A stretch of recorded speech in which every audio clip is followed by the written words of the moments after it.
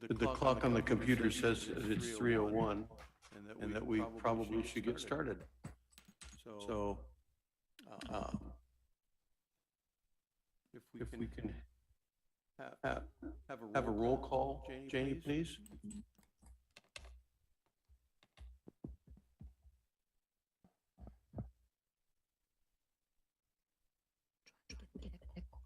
Yeah, I know. Here. Here. Good Lord.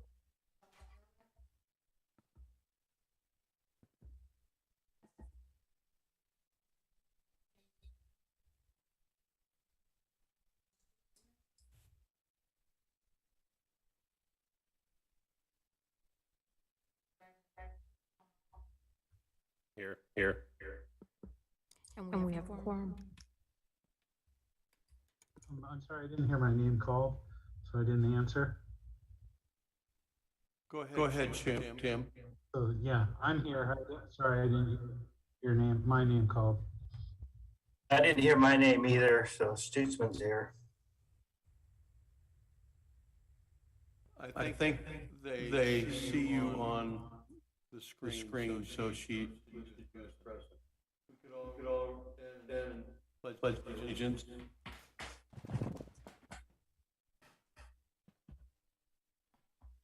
I pledge allegiance to the flag of the United States of America and to the republic for which it stands, one nation, under God, indivisible, with liberty and justice for all.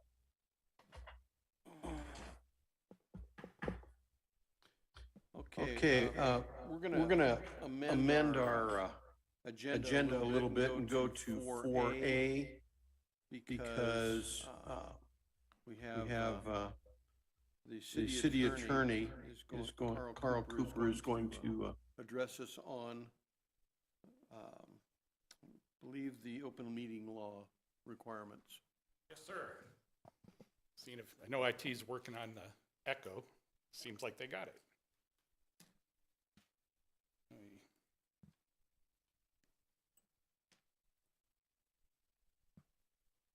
So I think most of you have already had this training before. Brandon, I think you may have seen some of it at the Citizens Academy. I'm not sure if I recall how far I went into it, but it's something we want to make sure we go over to make sure everybody's aware of it. Open meeting law training is required for people that are on boards and commissions on the council. I'm Carl Cooper, I'm the city attorney. If you ever have any questions about open meeting law, conflict of interest, or anything along that line, please give me a call. Amy Schreiber is back here as well. She's the deputy city attorney. She can help as well. So basically what the open meeting law says is all meetings need to be open to the public so you can conduct the business of the public in public. All that information needs to be shared so they can be made aware of it. It allows for the transparency. All those discussions need to be done in a properly constituted quorum in this type of meeting. Which is basically what I said.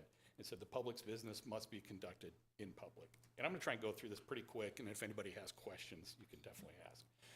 As it says, it's here to protect and preserve the right of the public to be able to participate.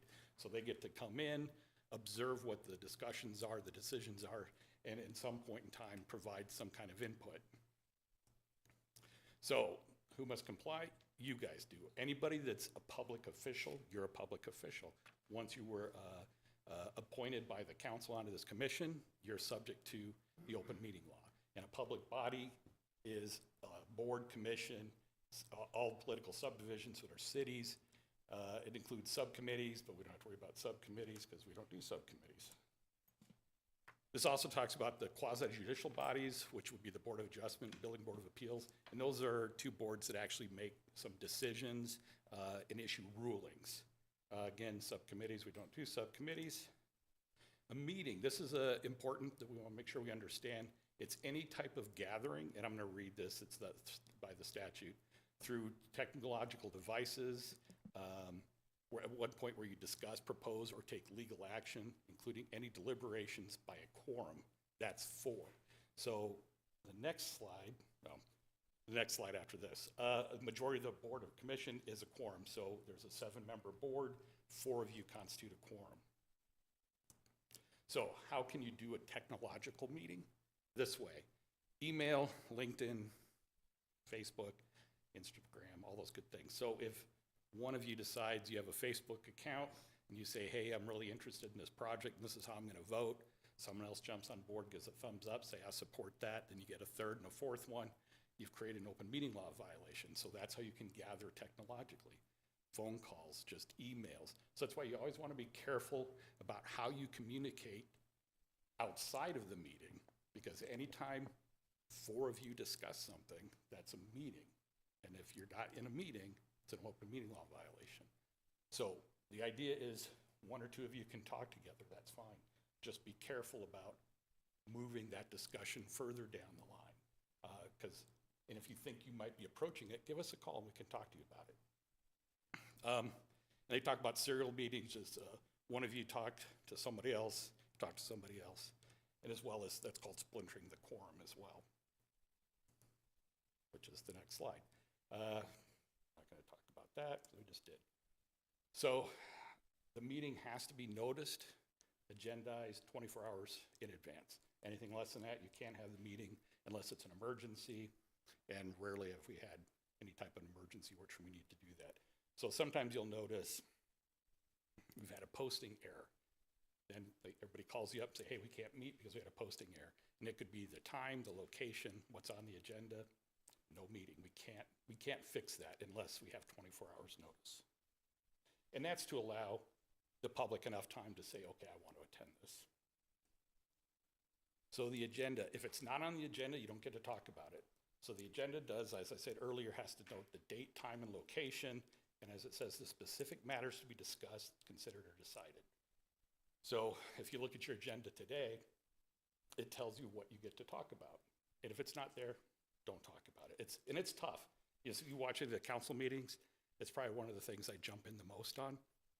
And sometimes it's a tangential discussion, but someone on the council may be talking about something that's not related. And I may have to jump in and say, hey, can we steer it back?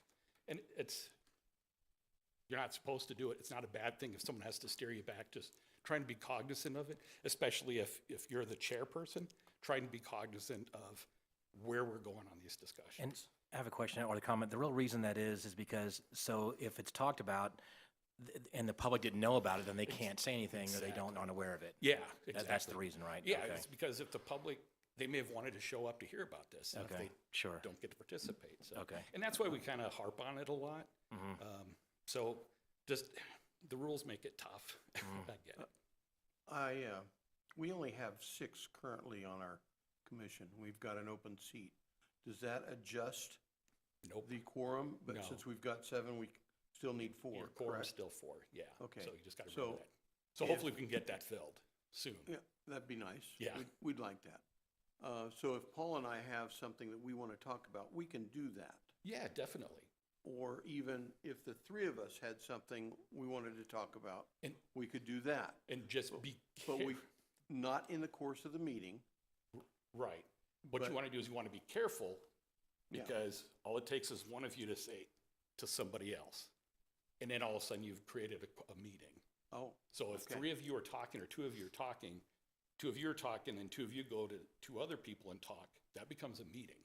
I see. So that's why you want to be careful. So always remember to keep it in this public agendized meeting. And it's tough because a lot of you have the same type of interests, you know, and you're going to be talking about stuff that you're interested in, especially the aviation stuff. And it could be just the general, hey, I want to talk about, I want to do something like this at the airport. Well, you're on the commission, all of a sudden 4 of you are talking about something that you may be talking about at a commission meeting. So just be careful. And if you start walking into that, just say, oops, hey, one of us is going to bail out. We're not going to talk about it. Let's call Carl. Let's call Amy. Let's see what we can do to sort it out. Hypothetically, Sure. routinely, a number of us will fly someplace, and it wouldn't be uncommon for a number of us that are on the commission to fly to the same location. Right. We wouldn't be talking about necessarily anything on the agenda, but would that constitute an open meeting violation? No, so what you're kind of talking about maybe is the social interaction that Yeah. generally people have. So, yeah, you guys, if you're talking about nothing that's on the agenda, all 7 of you can go to a party and have a good time. Just don't talk about city business or airport business. So that's the only restriction. You can hang out, you can talk to each other. Just be careful of what you're saying, especially when it comes to what may or may not be presenting itself on the agenda, and there may be some kind of decisions that need to be made. So I think I have seen council members make sure that just so it doesn't look like anything could go on to where there's some place and then all of a sudden someone shows up and go, oops, I'm out of here. Yeah. Just to make sure it doesn't look like something. Yeah, exactly. And that's that perception that people are always looking for. And it's really prevalent with council because everybody knows who council members are. It's a much bigger deal. Yeah. And but like I say, as long as they're not interacting, it's okay. But yeah, it's a perception issue. We have to be careful with it because people are going to think the worst. Yeah. They're going to say, oh yeah, this is what they're doing. Okay. So, and it's happened in the past, where something shouldn't have happened. So we try and fix it. We talk about it, we educate, and then we move on. So, but thank you for asking questions. I really appreciate it. And that's basically what this is. Again, if it's not on the agenda, don't discuss it. And like I say, if there's something that is not on the agenda or it's not properly on the agenda and you talk about it, your whole thing is null and void. So if you make a decision on something, it goes away. That means it never happened. And I'll go to what potential ramifications are in a minute. Call to the public. You don't have to have a call to the public, but most of the boards and commissions have a call to the public. It's something where you allow somebody to come up, speak to the commission about something the commission's concerned about, and you can put reasonable time, place, and manner restrictions, meaning 3 minutes or whatever, and let them talk. You have 4 options, as this says.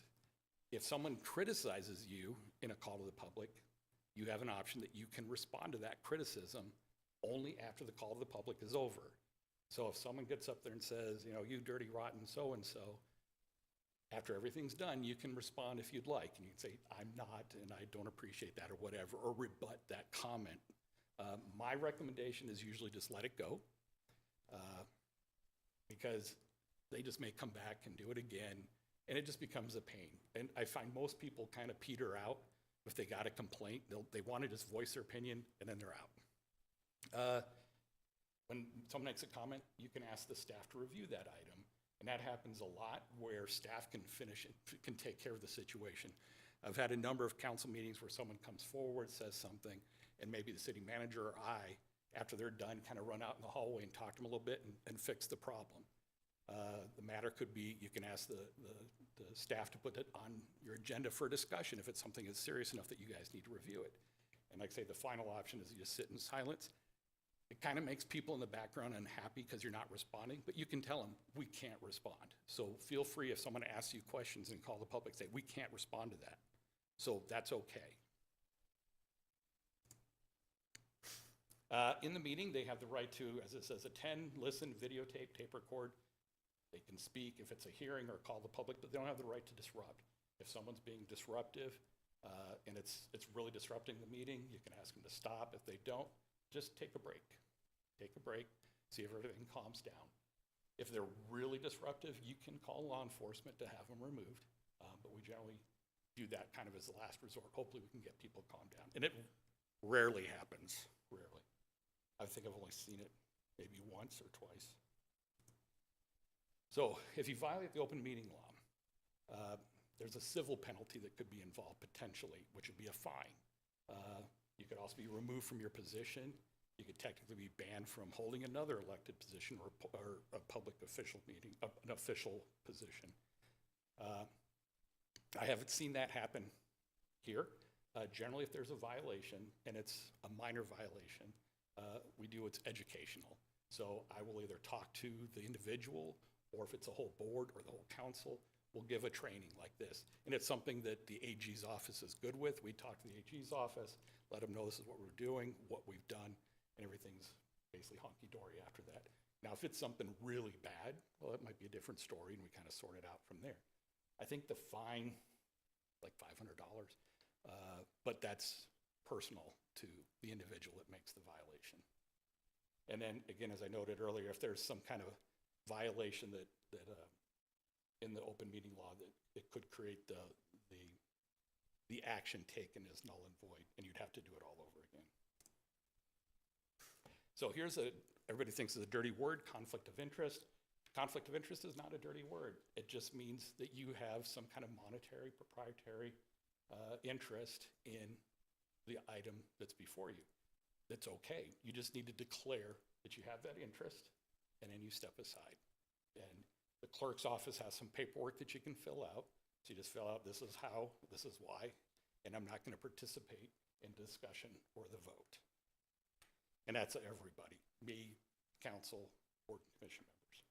And if you're not sure, call us. Always call us. This is what we're here for, because I don't know what you do, how you're invested, what your family does. That's all this. So you need to think about it yourself. And if you're not sure, call me, call Amy. And generally, like I say, that's family, so that could be parents, children, brother, sister, spouse, in-laws, that kind of thing. If they can have some kind of interest in a topic, you want to think about what you're doing. The last one here is also talks about if your business or you want to provide goods, services, supplies to the city, you can only do that through a bid process. So you just need to make sure you're aware of that. Because that's happened in the past, we've tried to correct those kind of actions. So they have a thing called a remote interest, and there's like 11 remote interests, and I'm not going to go through those because they're more technical in nature, and they involve kind of diving deep into your potential finances, your relationships with things. So if there's something that you think you have a problem or a conflict with, just contact me and we'll kind of sort through it. We'll do that privately. So. And these are the various statutes that are involved with it. And if you want this, we can definitely make sure you get a copy of it. And the League of Cities and Towns publishes a couple guidebooks that I don't know if you guys have received, but if you haven't, we'll make sure you get it.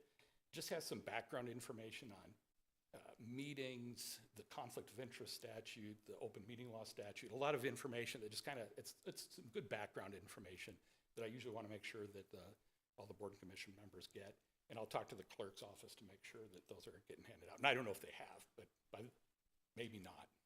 I think several years ago, there was a big, all the commissions were addressed, and I think you spoke about it at that time and provided some of the books, but But nothing some of the since then. commissions have changed, I'm sure. Yeah, things change, and And the membership has changed, and Yeah. maybe the law has changed. yeah, and that gets updated. We'll look into that. And in addition, I'm working on a handbook for all the boards and commissions that I hope will be done soon. That will get handed out to you guys. So, wow, that's all I had to do today. So, do you guys have any questions? I know it's pretty fast, and I apologize for going through it so quick, but it's, if you kind of sink too deep into it, it gets a little on the boring side. A lot of it is common sense. Just keep it public, and if you think you have some kind of an interest in something that's coming before you, just give us a call and we'll talk about it. All righty. Let me, Check anybody online? yeah, John, do you have anything to ask, or Jim? No, No, I do not. Thank you. Tim? yeah, no, I do not have any questions, but thank you. All right. Thank you very much. Well, thank you for giving me the opportunity. I really appreciate it. And like I say, just give us a call anytime, even if you want to just chat. That's what I'm here for. So, and I'm going to leave and not take up any more of your time. Okay. Thank you, Mr. Cooper.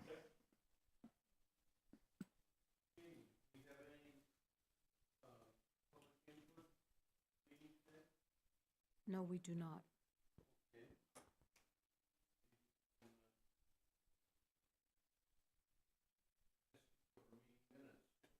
Everybody have a chance from our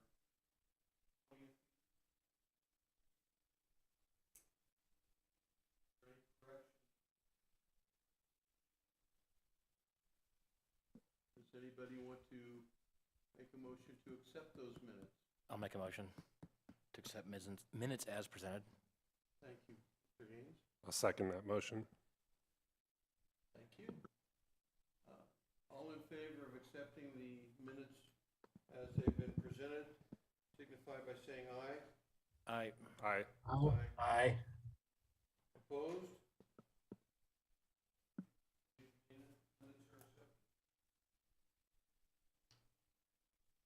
And now can we have,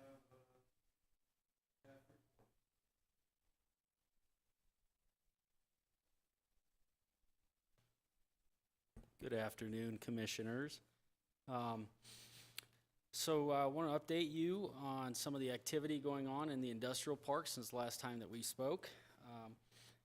Allo Communications has, they have opened their warehouse facility, which added 15 new jobs to the park. And they are on track to have fiber to the park this next year, coming into next year. So we've talked about that in the past, the importance of, having the ability to promote fiber to industries that are looking to locate here. It's one of the requirements in many instances that they put right on the site selection form. So we're able to say that, yes, we are going to be able to provide fiber, and this is the type of fiber that we're going to be able to provide. So Allo also offers the option to reach out and talk to those industries if they're interested in getting more information. As well as, Frontier, we've talked with them in the past. Once they get fiber, additional capacities, they'll also be willing to discuss those projects with them. So, And we're gonna Mr. have- Bradley, at the beginning of the airport entrance, is that the Allo work being done, that trench work or something? What's going on? no, right? no, that is Okay. not. I'm sorry. Okay. No, that's okay. Okay. So, Just thought that might have been yeah, so there, are you referring to right at the entrance? very and close not- to, on the left-hand side as you go into Yes, the no, park. that yeah. isn't. Okay. Okay. Bennett, may I? Sure, yeah, go Um, ahead. Speak to That work right there is some work our Public Works is doing. Some recent rains within the past week and a half have negatively impacted the actual pump station drainage. So they went back through, completing a little bit of maintenance where it pumps the water from out underneath the bridge, gets it back up towards the actual drainage sections along Andy Devine Route 66. Okay. That is the work that's being conducted in that area. Sorry for the diversion. And I would have answered that, but I didn't know for sure. Doug. Okay. All right. Staff recently, at the economic development side of things, we recently completed a 2021 economic development report where we go over all of tourism, economic development. We even have an airport component in that report.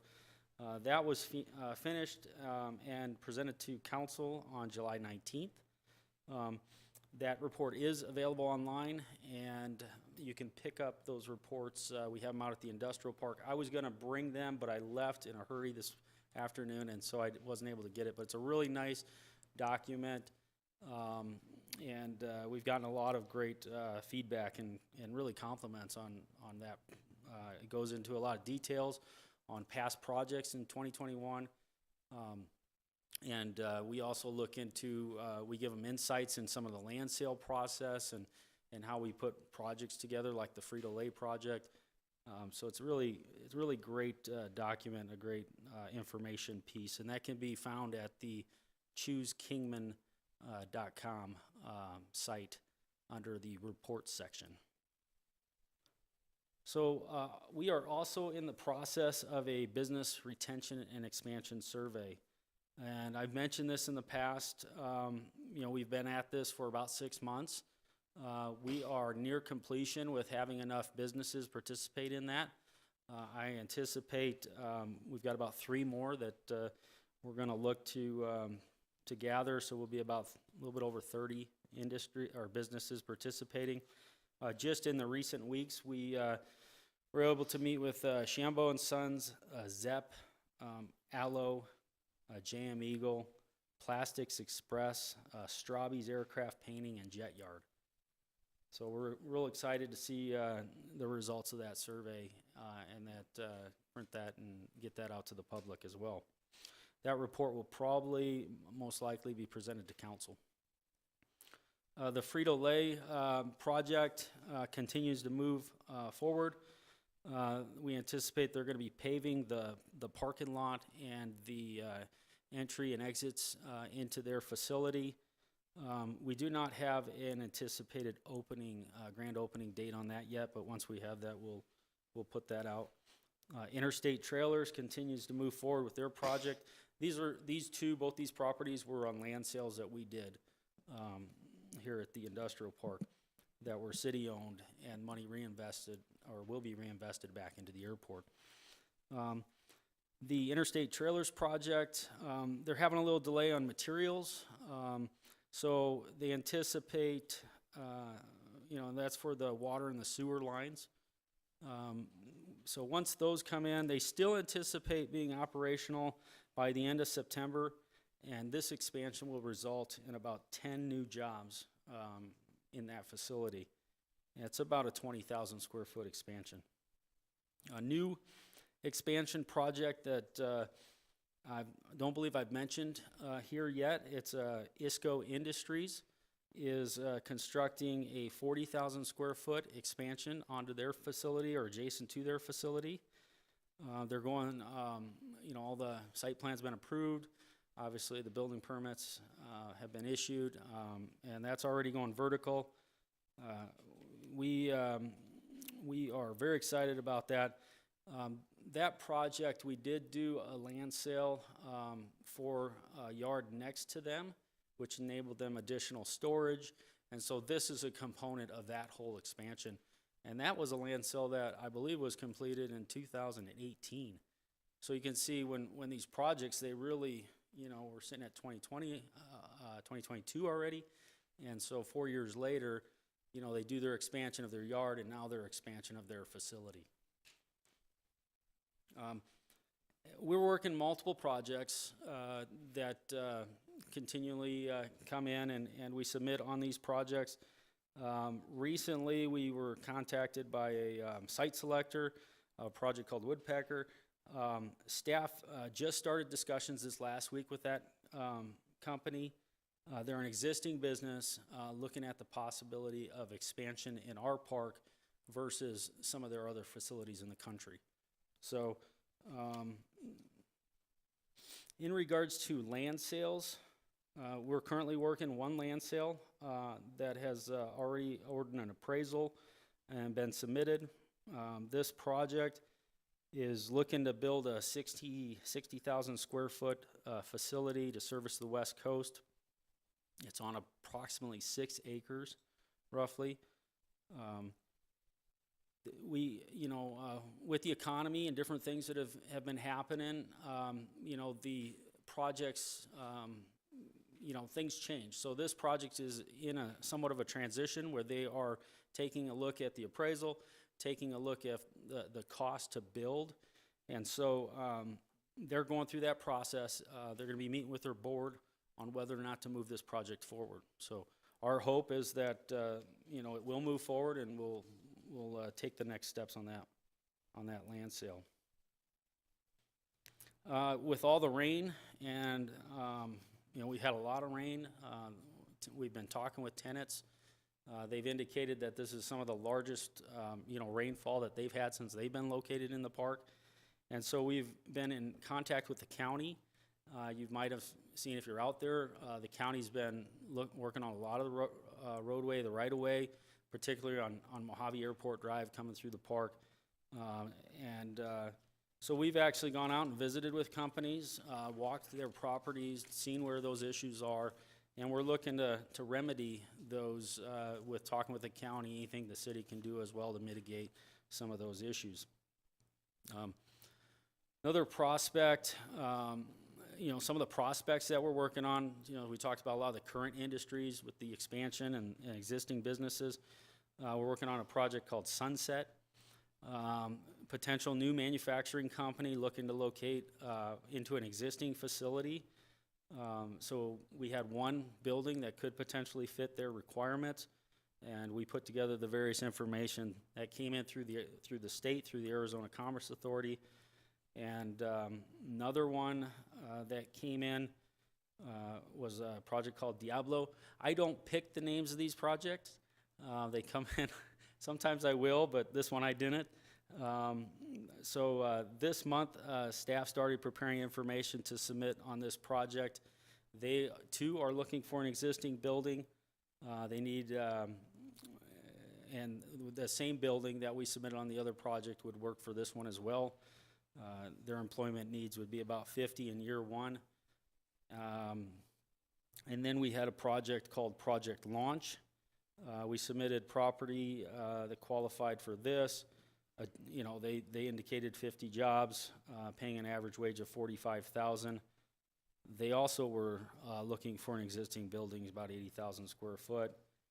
And Project Luna, we submitted city-owned property for that.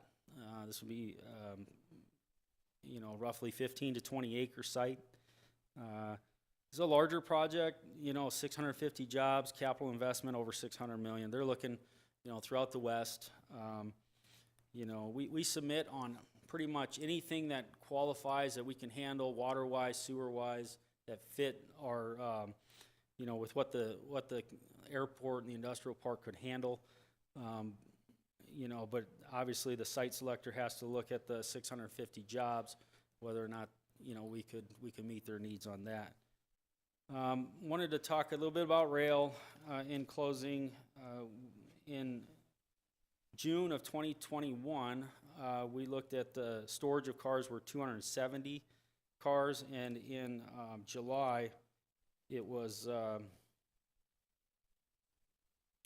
let's see, oh, am I reading this right here? So 210 in of storage cars. So a little bit less than the 270 number. And then the switching the cars for the companies. Last year we were at 165 switch cars. This year, same month, we're at 156 switch cars. So with that, if you guys have any questions, I'd be more than happy. I do, Mr. Bradley. The PF1 project, this manufacturing company requiring 400,000 square feet with big industrial, is that the former Southwire building? Yes. Okay. Yeah, and honestly, that's the building that qualifies. Oh, you know what? No, it's not. I'm sorry. Okay.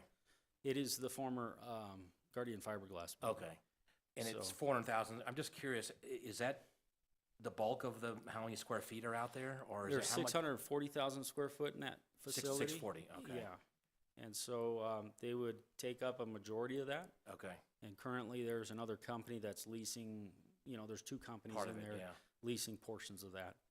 So however the owner works their lease arrangements with these companies, you know, but there is room to get them going and room for them to expand depending on what goes on inside that building. Well, let's keep our fingers crossed. It'd be nice to have a little manufacturing company in there. That'd be great. It would be. It's Yeah. it's been vacant for a long time. Yep. When I say vacant, it's got tenants in there now, but the majority of it has been. You got to put that building, that better use of that whole facility would be great.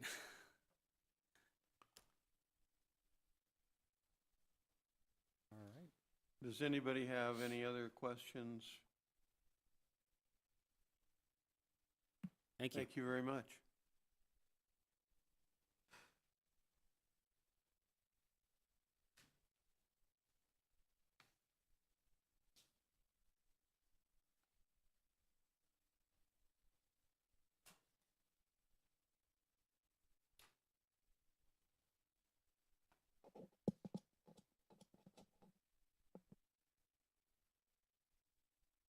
Good afternoon, Commissioners.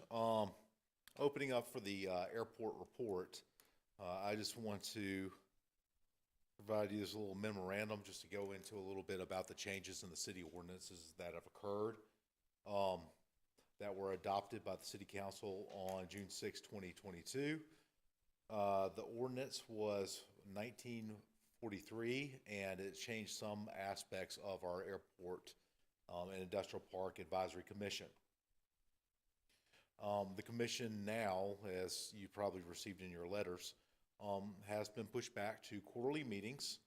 We are scheduling these quarterly meetings in August, November, February, and May. If there is a need into hosting some additional meetings, it will be brought forth, but it needs to be in line in more of the new rules about what the authority of the Airport and Industrial Park Advisory Commission. With that being said, the boards and the commissions are to have a balanced membership with no profession dominating the membership. Residency requirements changes now state that all members must live within the city limits of Kingman, or in the case of membership applications that has a special knowledge related to the particular commission, must live within the greater Kingman area, defined as having a Kingman address. Term limits have also been changed. We are now moving towards a 4-year term limit, with no more than one consecutive reappointment permitted. Commissioners may be removed or without calls, or with or without calls, by the majority vote from the mayor and the city council. If the board of commission member has 3 or more unexcused absences in the term of their position, it will be considered vacant and they will be removed from the commission. Absences must be reported to the commission's staff liaison within 24 hours in advance notice of the meeting.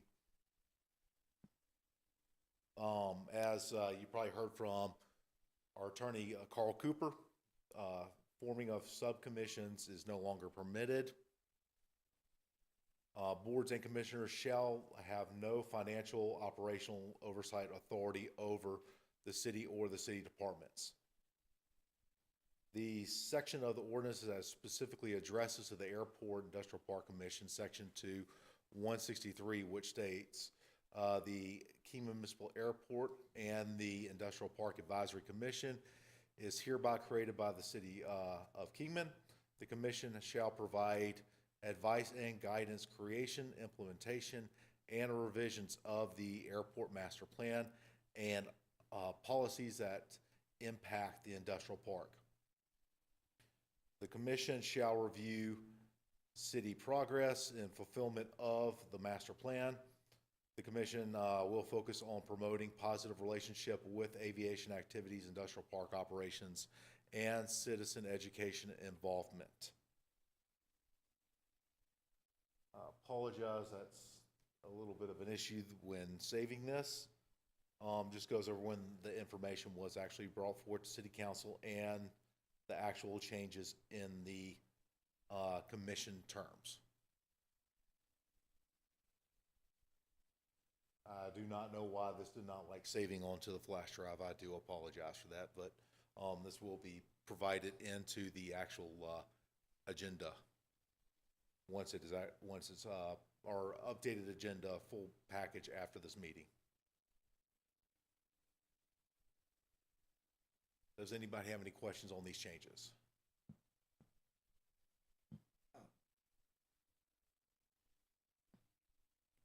You mentioned that if there was a need, we could have more frequent meetings.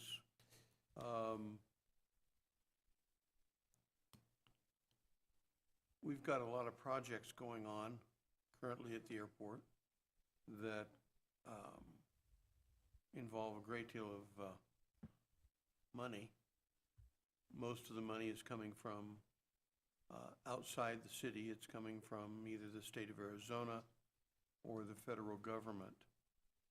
That also is part of the 5-year plan. How important is it that we be made aware of these things in a commission? It will need, I would have to probably reach out a good bit over towards our grant agencies to see how quick they need us to sign some of these grants. Some grants are requested to be moved pretty quick, such as the grant in relationship to the taxiway Charlie and runway 17 paving. Actually not really paving, but crack seal along with the 608 application. But when it comes to actually acceptance of this grant, this is what we're going to kind of go over today, is the actual ASIP for future grants. Applying for those, so you're at least aware and are providing your input into the actual application of these projects, so you know throughout the year, this is the actual grants that we will be receiving.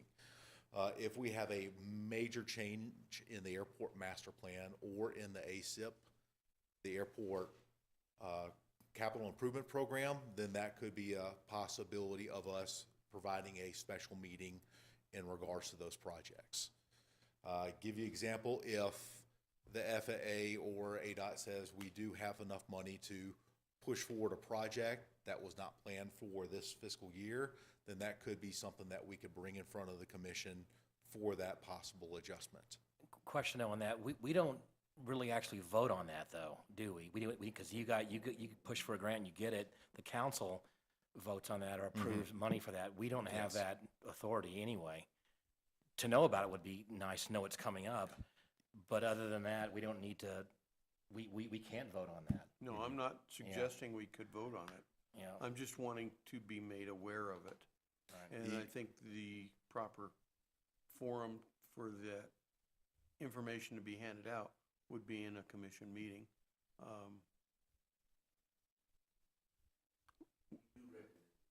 We do recommend it. Right. But we can recommend, but we don't have the authority to finalize anything. Right. Correct.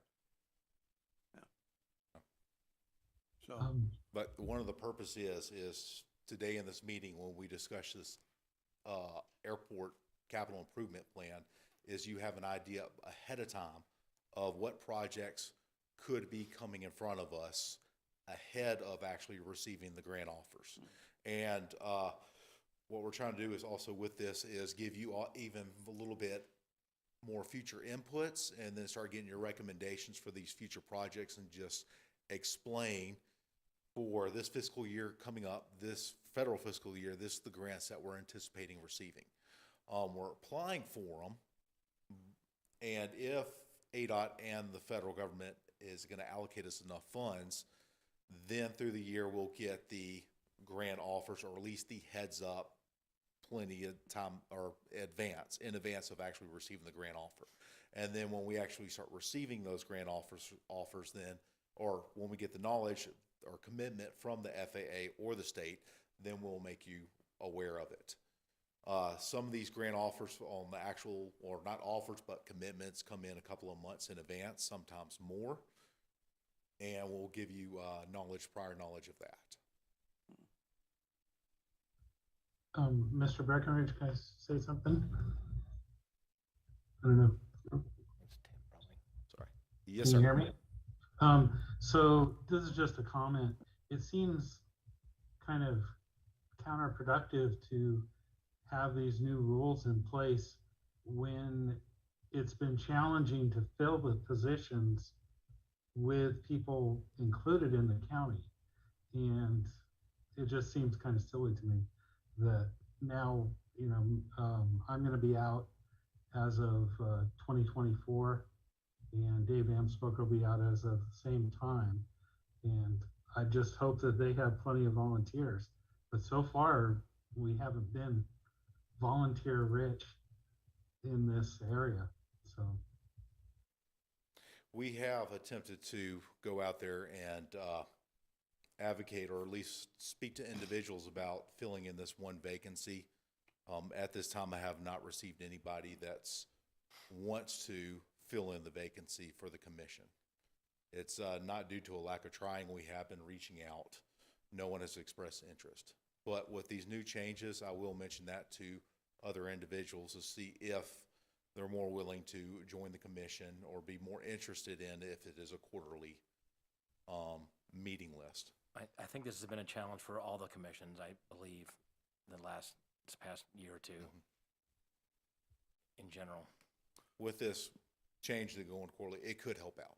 There's a possibility it could help out for and trying to get people interested and dedicated into getting, how could I say, provide a little bit more input on the industrial park and the airport, where they realize it's not going to be constantly monthly meetings, that they realize it's going to be quarterly, and they'll have some time for their personal work life and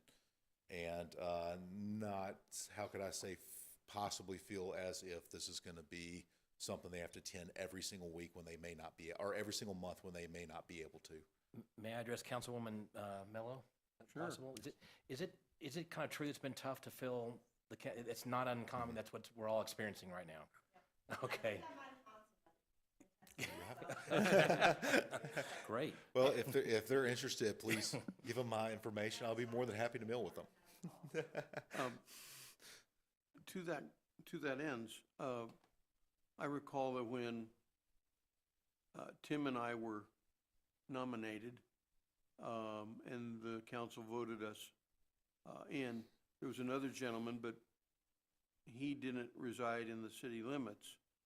Is it possible that if you've got people outside the city limits, and the way I'm reading this, that's possible, that somebody outside the city limits, if you're not able to fill within the city, you can fill from outside the city. Is that my understanding, or am I reading something incorrectly? I will probably have to reach back out to Carl Cooper in this case, and verify that with him. At the time, it was definitely, we couldn't exceed 2 commissioners outside of the city limits, of the 7 for the appointments. But, you know what, let me follow up with him. That always seemed a little ridiculous, because if you can't fill them from within the city, and you've got somebody that is interested, that lives in the area but outside the city limits, why not have them involved? I think in the text up there, it said if they had an area of expertise or something. So that probably, to me, would mean someone that just an average person who thinks it would be nice to be on a commission, who doesn't really know anything about the airport or the industrial park or aviation or whatever, might not really qualify. But if they lived outside the city limits and they were somehow pertinent or relative to what we need, maybe they would qualify. And please keep in mind, even though they may not have that much knowledge in aviation, they could have some knowledge in industrial park functions. Absolutely. Exactly.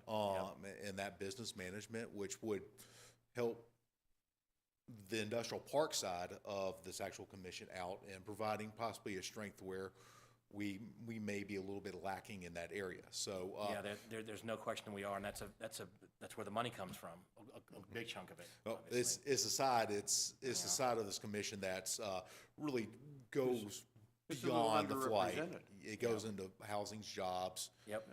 It's a little underrepresented. Yep.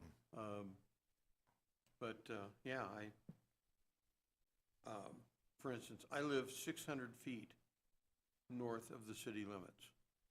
That's pretty close to the city limits. You have a Kingman address, though, probably, right? Oh, yeah. So I there got you a go. Kingman That address. qualifies. Yes. Right. Yeah. Yes. So, anyway. But yeah, that is a good point. I'll definitely be bringing that to our city's attorney and just verifying that.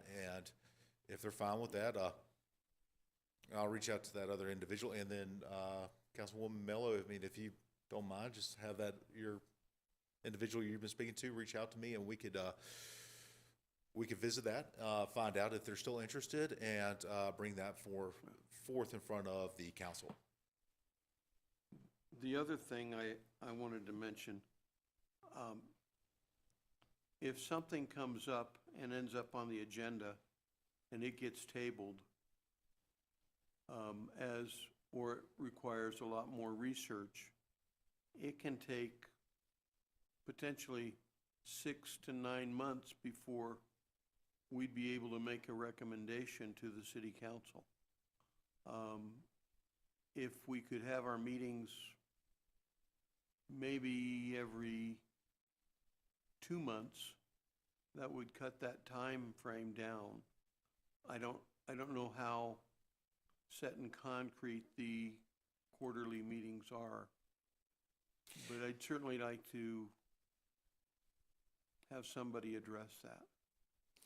If it is a pressing matter that needs to be presented in front of the commission, then we could definitely bring in a special meeting to focus on that. If it's not really a pressing matter that, that can wait the 3 months for us to actually get together and vote on it, then we will hold off. But if it is a significant change, then yes, we could definitely hold a special meeting. But we did leave that, they did leave that in there, case if this pops up, Okay. these situations. Yeah. And I realize that these meetings take a great deal of staff time. And to just belabor a point month after month after month is a waste of your time and honestly ours too. So I don't mind that we're reducing. I'm just concerned that one meeting every 3 months might be a little too big of a gap, but we'll see. It's not that the city council can't readdress. Am I correct? Thank you. I do see some cases in the future, mainly probably around the March, June time, where we could host a special meeting, because that's when we start really planning our ASIP program. This meeting, we're really going to go over what's already out there. And then next meeting, I'm probably going to give you guys the list out of the Chapter 6 of the Airport Master Plan of all the proposed projects that was labeled when the actual master plan was developed back in 2021. And in that time frame, there's a lot of discussions that the airport's engineering staff, planning staff, and then get together, have these discussions on from what the information we're receiving from the state and the FAA, along with our annual ASIP meeting with those actual groups, and where we actually sit down with them and they say, yes, we can fund this, no, we can't fund this. And when we go over this additional presentation coming up on the actual item, go in a little bit more detail of what happens and what can occur. And that will give you guys a lot more, how could I say, better informed of those projects, better informed of that situation, and where you're able to put your advice in which projects we need to move forward, which ones we may not want to put forward, and any additional changes in the Airport Capital Improvement Program, which is actually related to the Airport Master Plan. Thank you. All right, welcome. So airport staffing, give you guys a little bit heads up. We had a member of our airport operations and maintenance specialist. He decided to go ahead and move on to bigger, better things through the city. He was Mr. Arthur Pipkin. He was a great guy. We've had him on the team for about 1 year.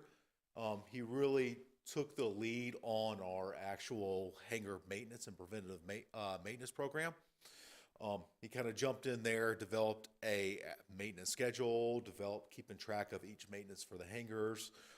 He was the first one on our team to really go out there at the beginning of each month, inspect each and every hangar, double check the fire extinguishers, start checking the motors, doors, everything. And he's called a lot of items ahead of time.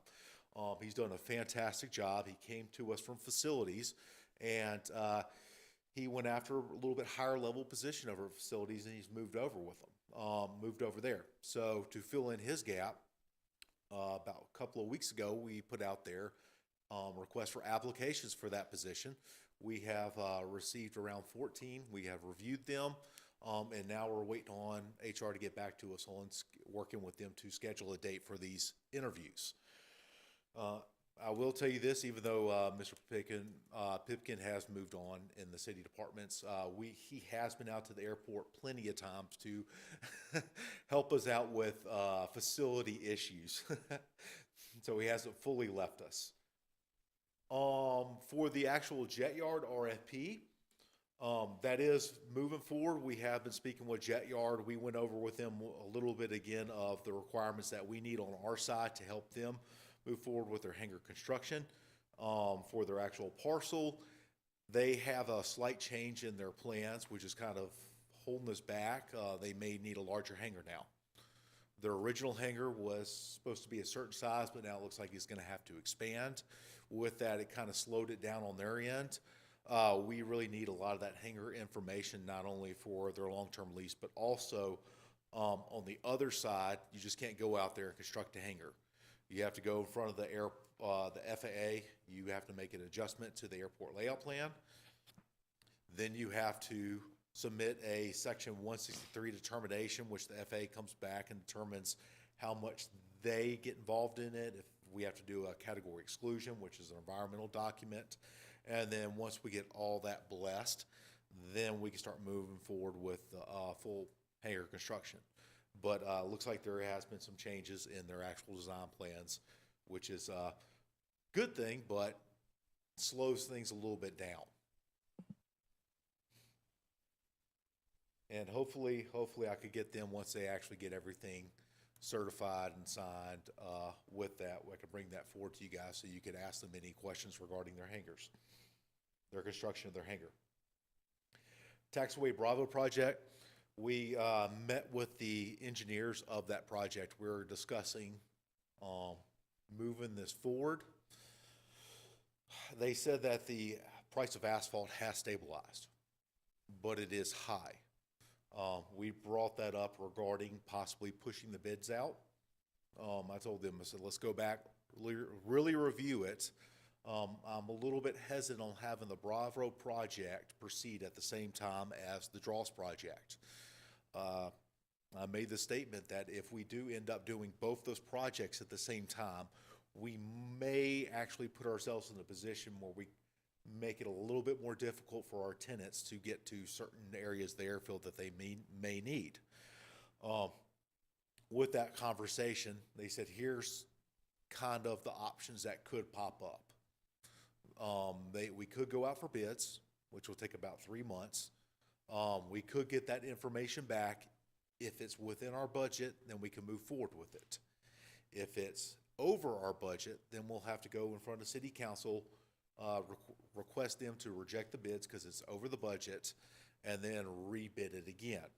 I've requested them to really review the asphalt pricing, especially from other projects, and if we can, I would really like this to move forward. They're also coordinating. They're also one of our subcontractors with the draw site, so they're very much in tune with the draws at the same time. And I've made that well known that I want to avoid having both projects run at the same time because I don't think it will be in the best interest of our tenants. How long do you think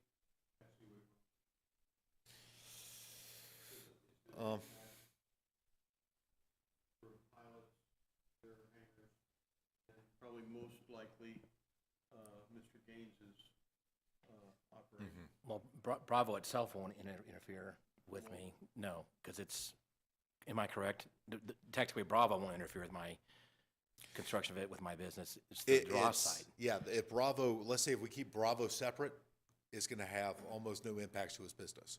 Right. The draw site. The draw site would. The draw yes, site will. Yes. So, but if we get Bravo done first, when we start doing the draw site, will he have access to Taxiway Bravo? Here's what I will say. If we knock out Bravo first, okay, if Bravo's completed first, then when we actually get to the draw site, he'll be in a position where he could taxi straight out to Bravo, and then from there connect into the taxiways, taxiway Delta connectors. If we did the draw site first, because Bravo's not really passable. Well, this is going to be one discussion we're trying to set up with Mr. Gaines, our Commissioner Gaines over here, later on this week, a meeting to actually discuss his needs with the actual draw site engineers. Because the information that he gives is not only going to be used for this project, but I'm also going to take this into account for the Taxiway Bravo project. Let's say if we do the draw site and Bravo at the same time, you are going to have possibly an impact, Commissioner Gaines, which we're trying to avoid, or what I want to do is have an avoid.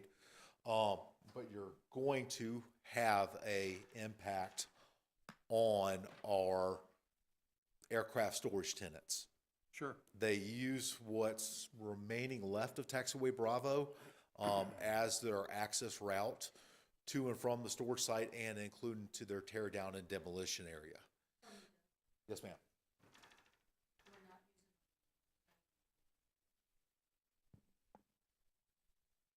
I am. I am. They can't. Well, I haven't been talking though. Well, I have been, maybe I should yell. I'll move it closer. So with the discussion that we're hoping to have with our tenants in that area this week, we're going to use that information not only for the draws planning, but also for the Bravo planning. And at the same time, getting that other information from CNS, our engineers, regarding the asphalt, we'll be able to have an idea how the best to approach it. As I said, I really want to avoid having both projects occur at once. Sure. Even if they're not at the same time, the draw site being reconstructed, I don't see how, at least on some number of days or weeks or something, that my area will be disrupted. And I've known this for years. You know, when that happens, it's gonna cause an issue. You just got to plan around it. I believe. There's just no other way. Once the draws happens, it's going to stop me at some point or another. You know, stop my operation. I think It appears as not. Okay. Well, we'll have our It meeting appears as Thursday. not, and I'll rather have the engineers in there. Okay. There's going to be access to and from your hangar. Okay. But we would rather sit down and speak with you one-on-one, show you Got the it. plans, and really give that input, because there's one thing that we see, there may be something else that you see that we don't see. Okay. And we'd rather have the plans in front of you with the engineers having these discussions so we could go back and say, okay, let's start developing options for the most minimal amount of impacts. And I to our apologize for getting tenants. into the weeds about this. We'll Yeah. we'll talk Thursday and sort through it. For the PAPI project, we did create an RFP and then also a contract. We shot that out to a review, to engineers, some other individuals. There are some areas where we're gonna have to make some changes to that actual project. So we have not released that RFP yet. We're gonna have to go back, make those adjustments, and then get that out there. One thing that kind of popped up, just give you an idea. One was the power control unit boxes. In the description for the project, the power control unit boxes were not fully a part of the project. Met with the engineers and they said, well, we could probably add those to the project. I said, okay, let's go ahead and add those. So that's going to change up some of the language to the project. We're still pushing to get that RFP out well before the end of the year. It is high on the list, and it's even being pushed a little bit higher due to another project, which I'll discuss a little bit lower further down the line. Terminal landscaping. The project on the backside of the terminal landscaping that has allowed flooding to occur inside of the terminal area and made that area pretty much almost impassable during heavy rain. We went out to, or we approached 2 contractors for that actual landscaping to create a ditch and push the water away from the terminal building. Unfortunately, both those contractors have turned down the project. So we decided to go ahead and move forward in-house. It may be kind of biting off in chunks here and there, especially right now because a lot of Public Works, Street Division is involved in this. They've came out, they've graded the area. We've placed some rocks down.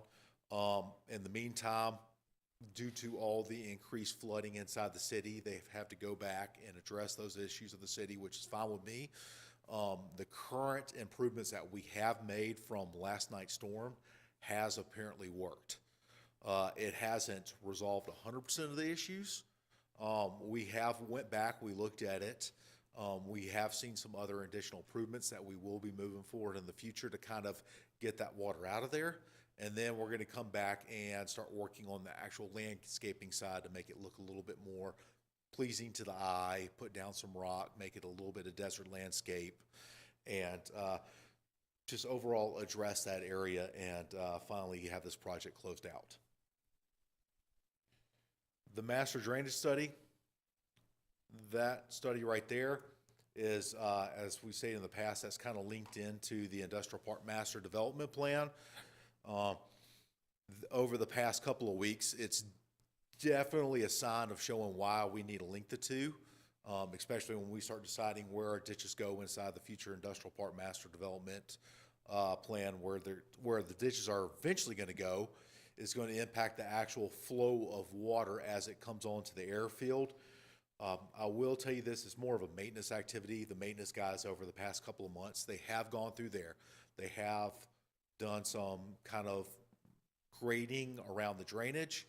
And when we've had some severe, how can we say, flooding on the airfield, it has greatly reduced the amount of FOD and aggregate getting on the runways and has allowed us to kind of step up and move it a little bit quicker forward or get the runways and taxiways back open a lot quicker. But this project will help us fully devise and develop a plan for much more long-term and adjustments of water flow onto the airfield without the future expansion and with the future expansion.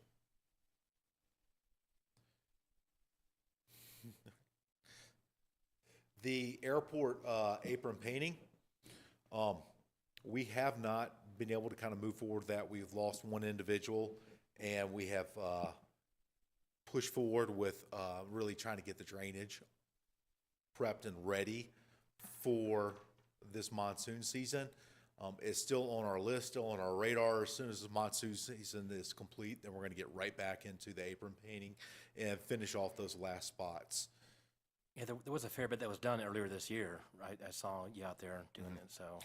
We're estimating we knocked out about 90% of the boxes, the parking boxes, the lead-in lines. A lot of those that are remaining were spots where aircraft were in, or we could not get the larger piece of equipment in.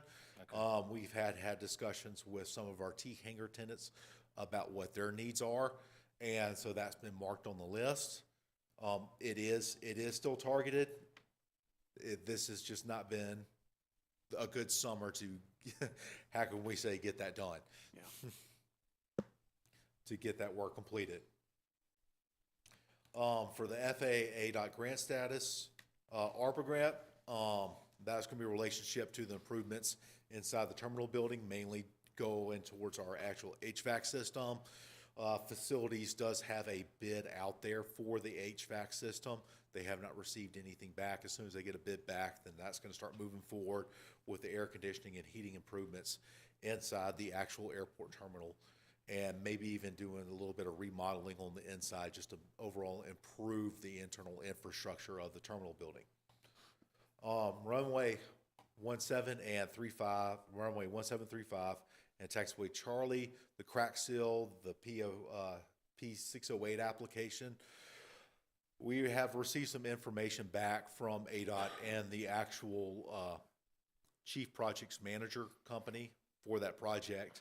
They're now projecting possibly April 2023 to move that forward.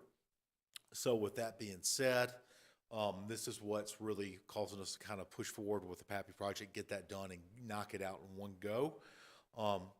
Because that project will require a shutdown on one of the runways. The PAPI project's probably going to require a shutdown on the runways too, because we will have people working inside of the runway safety area. With any type of maintenance on that level or construction, it requires a runway, that safety area, for us to shut down the runway. Should a pilot have to go off the side of the runway or construction equipment get too close, it won't pose a risk to an aircraft. Will you be doing one runway at a time, or will the whole airport be shut down at the same time? For the PAPIs? For the PAPIs? No, it will be one runway at a time. It will be one runway at a time. And will they be 4 light PAPIs or 2? Because we've got 2 on 1735. We've got 4 on 21 and 3. For 1735, it will be replacing the 2 PAPI boxes. Okay, so with additional 2 PAPIs and updating the PCUs. For the primary, it's going to be replacing the 4 PAPI boxes on each end and replacing the PCU, power control unit box. Thank you. For the draw site, great news. We have gone through our 30% design submittal for that project. They will be coming out here next month to speak to City Council on that project. We have had some, how can I say, actually a lot of forward momentum. At the same time, we've gone back and we identified some areas where we had to conduct some retesting. Back about a month ago, they came out here, they did some actual boring inside of the dross area where they identified that the dross is a little bit more compact than expected. They also went ahead and they dug up where the furnaces are located. It turns out the furnaces are still in the ground. And the original bricks are still in the ground. There may even be, and we're not 100% sure yet, if the railroad may even still be in the ground. The railroad used to ship out the aluminum ingots. But with that being said, it looks like we're going to have some very old bricks that we may put out there for allowing organization or even internally for us to be able to say to the citizens, put up a brick wall, hey, these are the original bricks inside the furnace. We've had the discussion, is it going to be a health safety hazard? They said, no, we just need to clean them off. Some of those bricks, though, will, how can we say, disintegrate if you put too much pressure on it.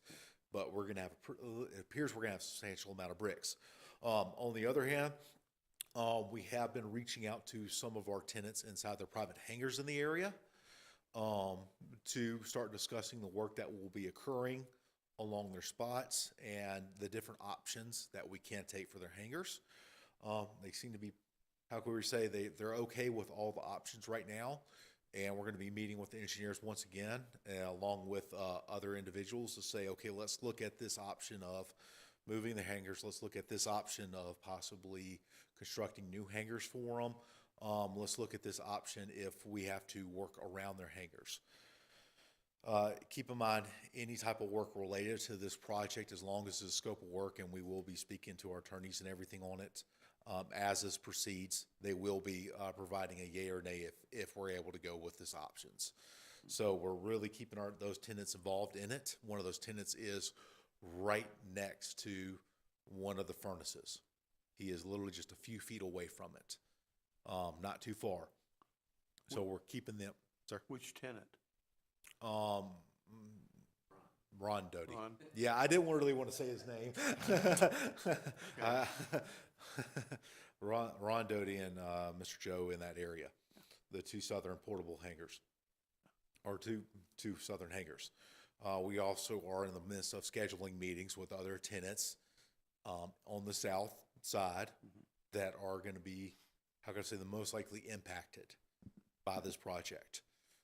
We do have 1, 2, 3 other tenants in that area, but looks like they're not going to be that impacted. They can immediately, how could we say, when you leave that main taxi lane going from kind of the EA hangar heading south, and then you immediately take a left, those guys are not going to be impacted. But the ones like Mr. Gaines, Commissioner Gaines over here, we will be meeting with them because there will be some knowledge that we need from them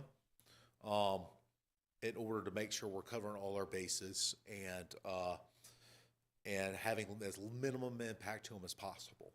The other tenant over there, Kazi, looks like there is going to be significant excavation right in front of their hangar, so we're trying to schedule a meeting with them.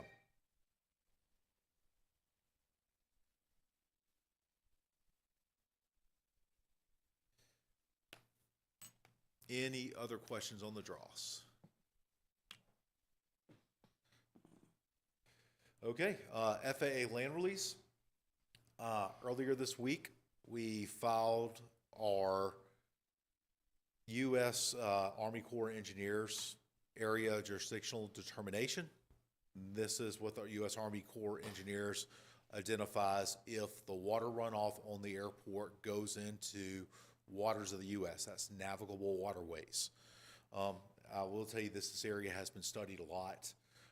Past report states that it does not go into navigable waterways, which makes us exempt from a lot of the 404 requirements. But due to the fact those studies are significant in age, we had to go back and redo the study.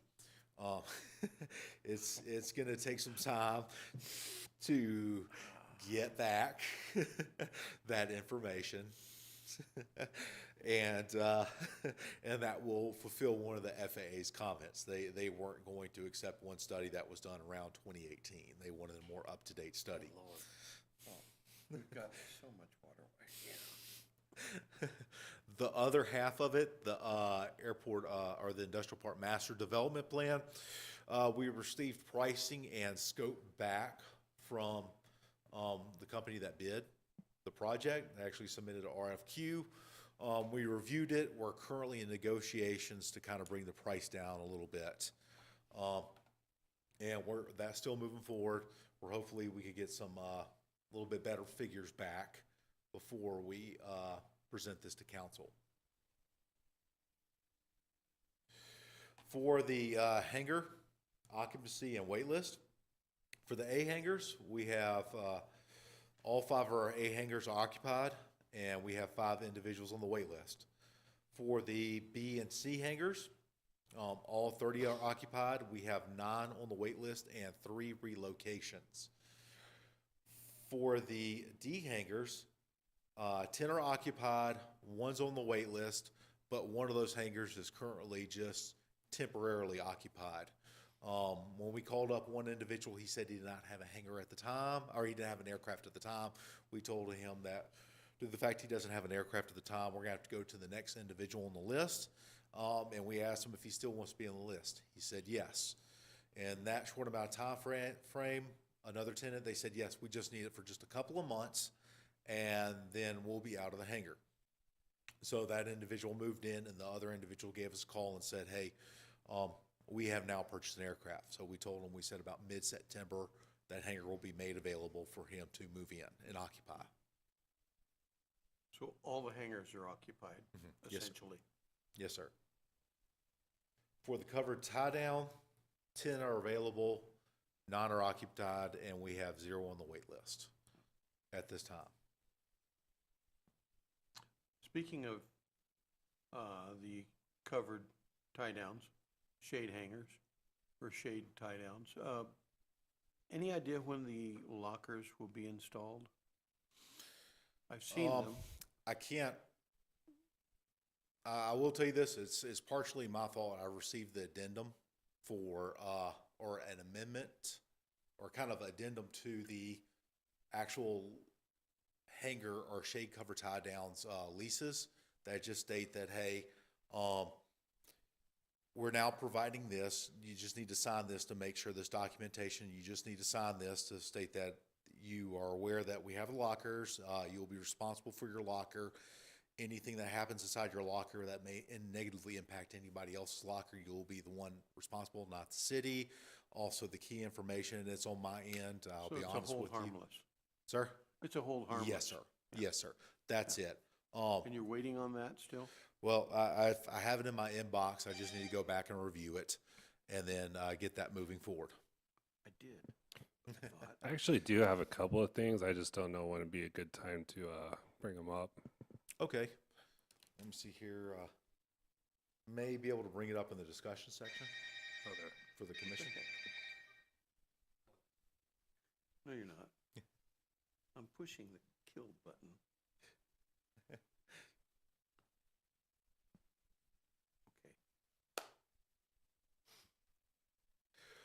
For division budget report, this is for the last fiscal year, the completion of it.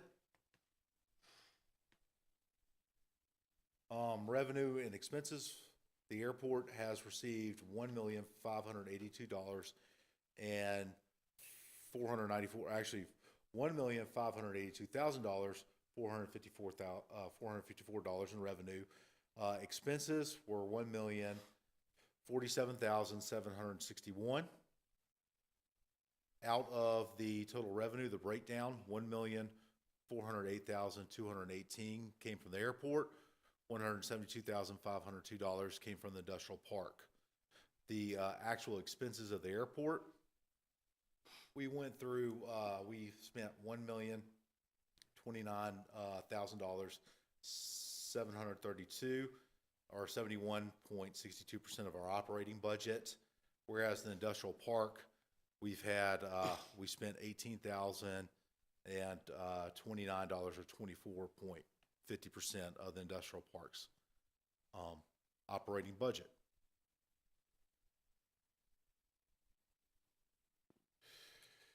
For the airport fuel reports, as promised, these are both the last ending of this former fiscal year and the prior fiscal year, so you could actually get an idea of the fuel cell increases over the past couple of years. Total for this previous fiscal year, we've managed to sell 235,281 gallons, whereas for the 2021, June 2021, the end of that fiscal year, they only sold 186,170 gallons. That last year, we're contributing such a low sale due to COVID at the time. And then once COVID, everybody started rebounding. You saw a massive increase in fuel cells. Yeah.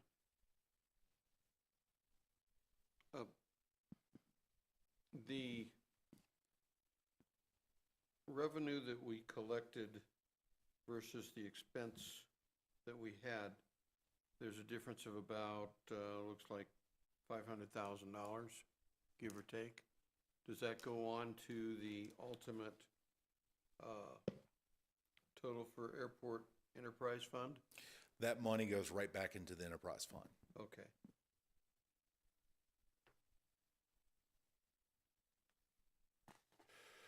For the actual land sales, provided is when we receive the money from former land sales, what we spent from those land sales and how much is remaining, and when we need to spend it by. These land sales are actually targeted towards the capital projects and the airfield maintenance and operations budget. Right now, we're predominantly pushing this for our large scales, the airport share of capital projects. If it's strictly an ADOT fund, then the airport it's a general rule, there's every now and then exceptions, that the airport needs to pick up 10%. If it's a FAA fund, then the FAA will pick up around 94%, and then the state and the local share needs to split the remainder. So this the last remaining for land sale that where we have $145,000 remaining. That's going to pretty much go into the covering the taxway Bravo project and the stormwater actual study for the airport. After that, we're going to have significant amount go away because it's going to be targeting the taxiway Delta construction side. Because the taxiway Delta construction side, we're estimating our share is going to be around $200,000. So it's going to be eating a lot of those funds up too. And then after that, those remaining budgets are going to be mainly focused on future airport capital projects, our shares.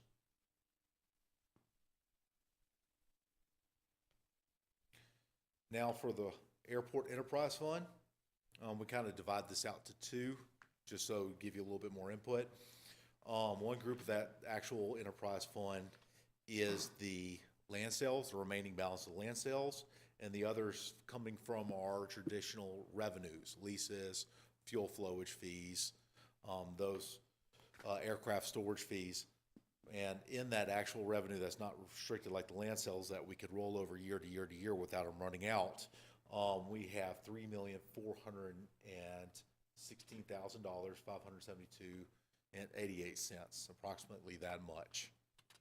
For the total amount inside the actual airport revenue funds, we have $6,179,999, if you want to put it that way.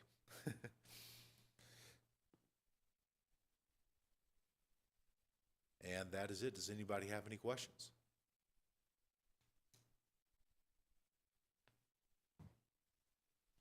Any questions from Tim or from Commissioner question. Gerlach or Commissioner Stutzman?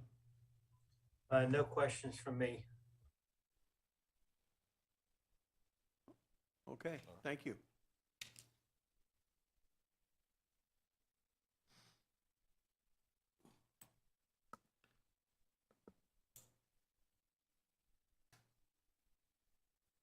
Mr. Brackett. Good afternoon, commissioners, airport staff.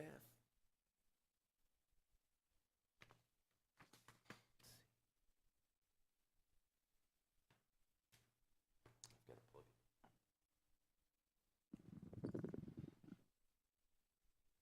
Okay, let's see.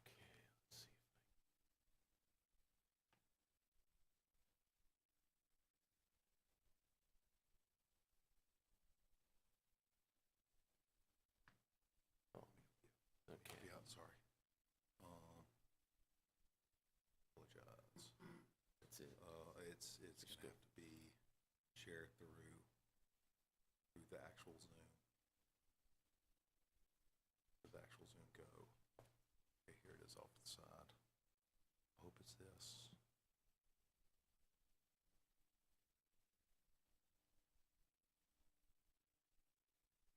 Hey.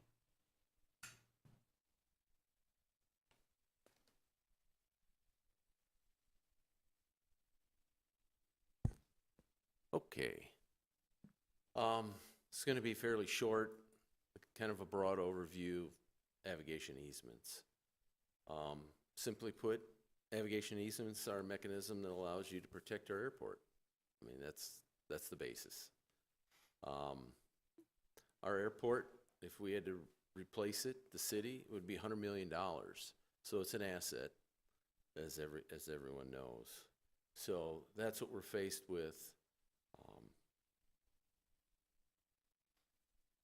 Okay. The initial proposal was in 2007, where we proposed it at one of the KAA committee, and it got shuffled off. 2011, we had another request. 2014 was a request again. 2017, we attempted, but the transference from KAA to the city kind of took it off the map or whatever. It actually was it was progressing a bit. So 5th time's a charm on this one. There is navigation easements here. The county did one way back in 77. This is just a picture of it, couple parcels but it isn't a sum of the whole. It was just a couple parcels that they did. If you have any questions, just jump up and grab me. What were those parcels or what is the current? Southeast corner, blah, blah, blah. They were in the industrial park. Oh. Okay. Yeah, So- not anything outside, yeah. The participants at the 2017, so we did have city and county employees also engaged. Rich Ruggles was doing a lot of it, and Sylvia Schaefer was also, Mojave County Planning and Zoning was also involved through Rich and Riley.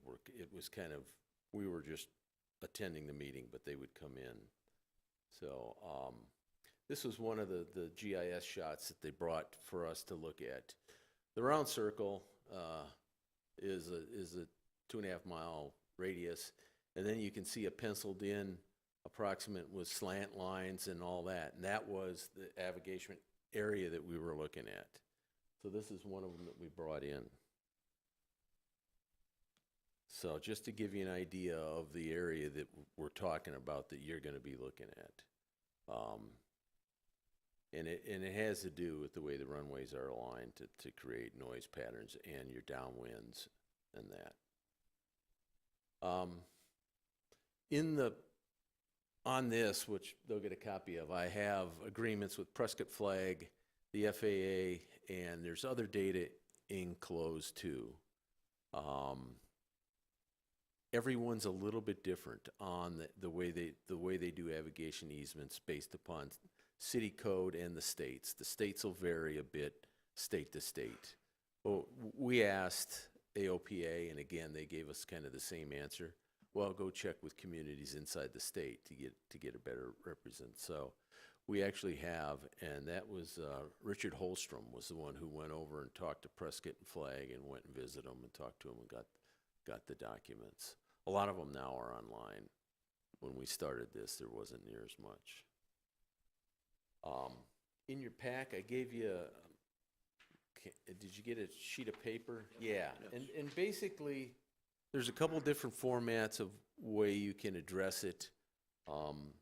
This was just written, this was out of Kentucky, but he kind of gives a breakdown of what you're looking at. So you guys will have some homework to do on this, kind of getting to know the nuances of what you're dealing with. Kingman is growing. Now is the time to complete the navigation easements. And this picture that you're seeing that's been the background, that was a flight we took off out of SMO, Santa Monica. The runway now is half the length that we took off out of. This is 2012.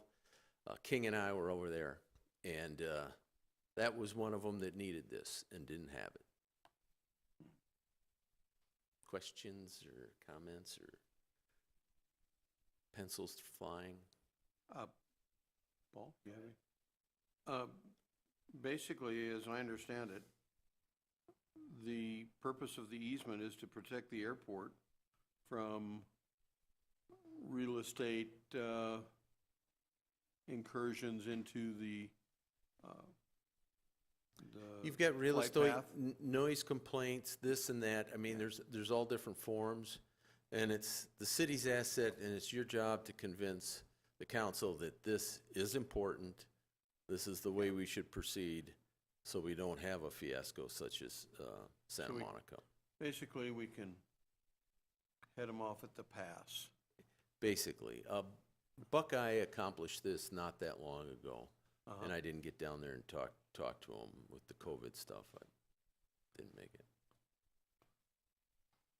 it. And this is just to make, again, homeowners, like, just as a real basic example, if someone comes in to buy a home within this 2.5 mile, is that what it is? Radius? Well, that was just the circle they drew, and then you saw let me go up. With this one, you can see the little pencil lines. I don't have my pointer with me. Oh, yes. They okay, kind I of see go it. out. That was see the it. I area got we're it. actually talking about. Okay. So some of it's in the city, some of it's in the county. So you're going to encompass both entities. So what it is, if someone buys a new home there, what this is somewhere in that stack of paperwork they have when they buy it, it talks about the airport location and that they're made aware, or in theory they're made aware, that there's an airport nearby, it has noise and it has things and it functions and it's going to be, so you can't come back and complain and have legal action or something towards the airport. Yes. More or less. Yes, more Okay. or less, that's it. You have easements for electrical. I've got gas lines out the back, water lines, streets. There's already easements in play. So this is one, it involves the air. The FAA, a question was raised in one of the things I read. Hey, doesn't the FAA just say, hey, it's the air, we control it? And that's not true because it deals with places on the ground. So they have rights that have to be a local jurisdiction with the planning and zoning type deal. So that's why it becomes a local issue at all the different airports. Chair, may I say something? Sure. It's, we're kind of fortunate in a way that we could kind of get this moving forward. We do have, unlike Santa Monica, we do have about a 1/4 mile buffer to where any residential could be built. But by really, how can we say, focusing on this, is that those houses that are projected to go up south of the airport, it will give those possible future homeowners a heads up of saying you are building underneath the approach path of an airport. In the future, we may see an increase of jet traffic. Right now, like, this falls underneath a section called Part 150.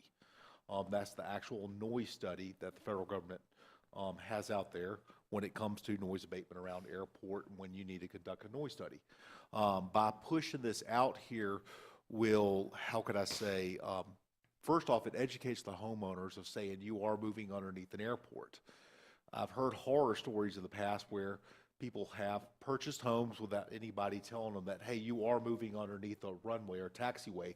They move in around DFW or Denver, and next thing you know, they have large jet aircraft buzzing their house at 5 a.m. in the morning or late at night, and it disturbs them.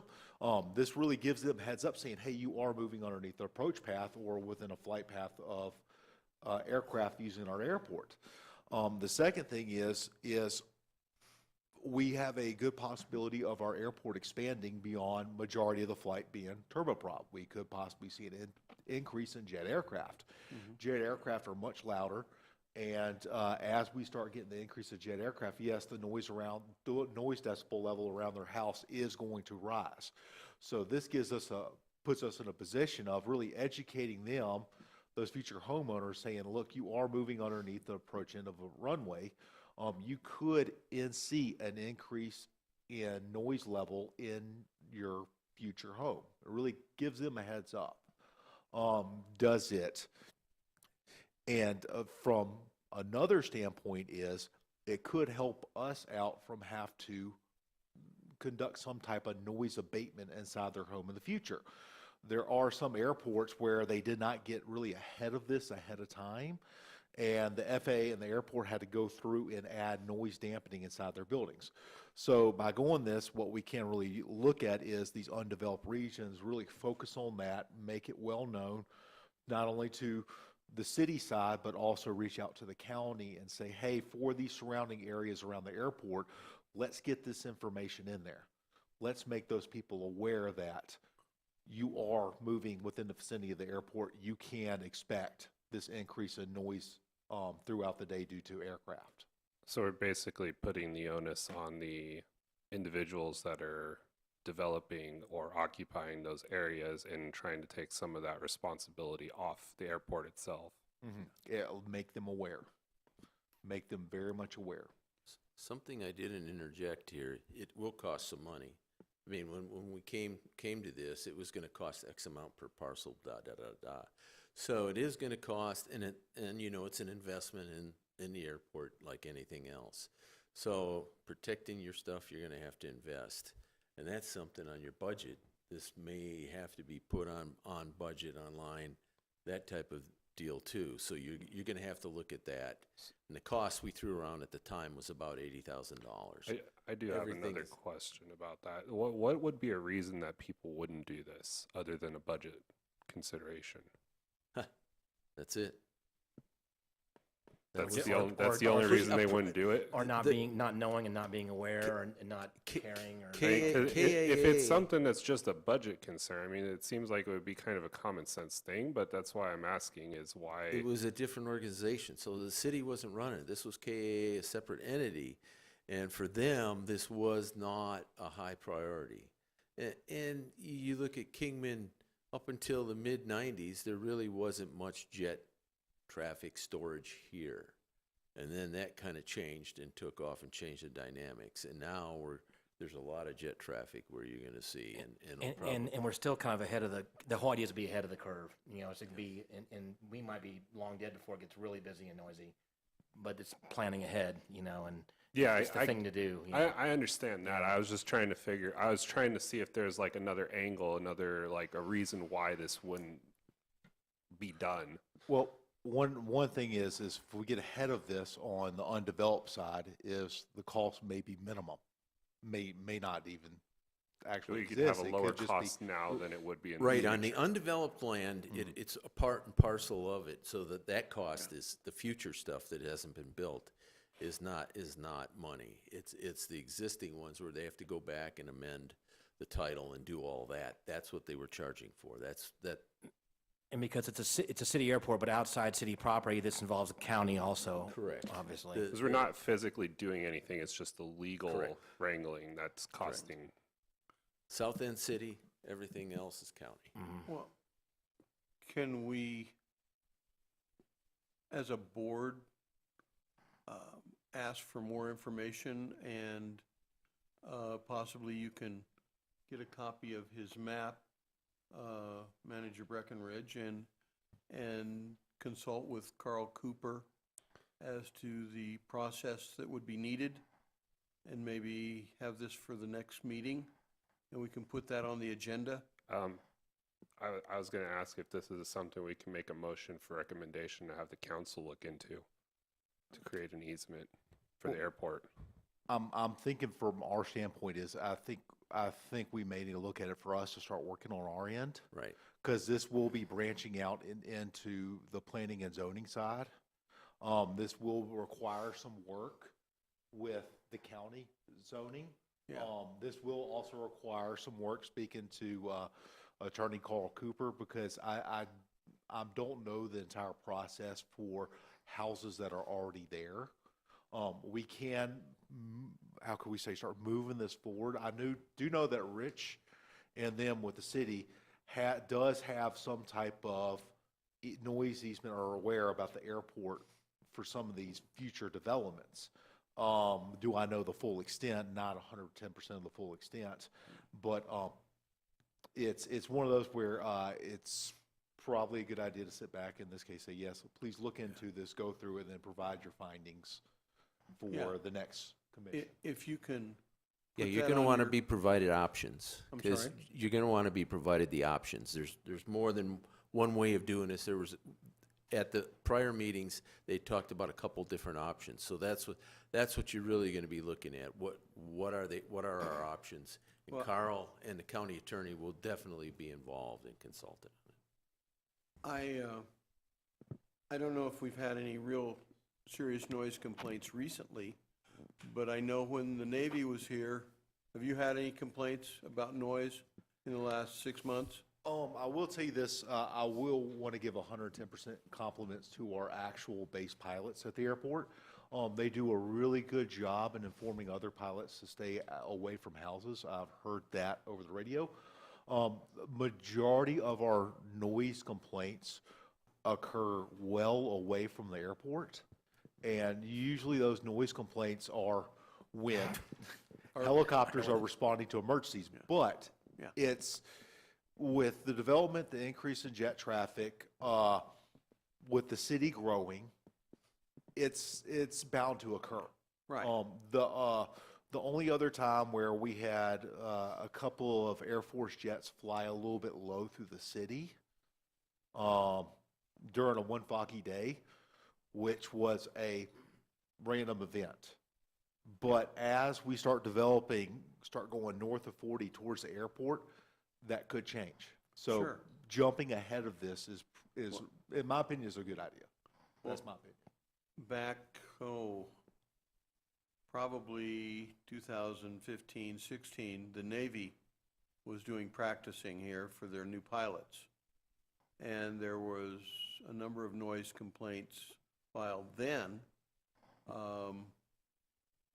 by some people that live just on the north side of Route 66. But I think it's something we really need to address. And if you can give us some insight at the next meeting, and like we've been discussing, maybe have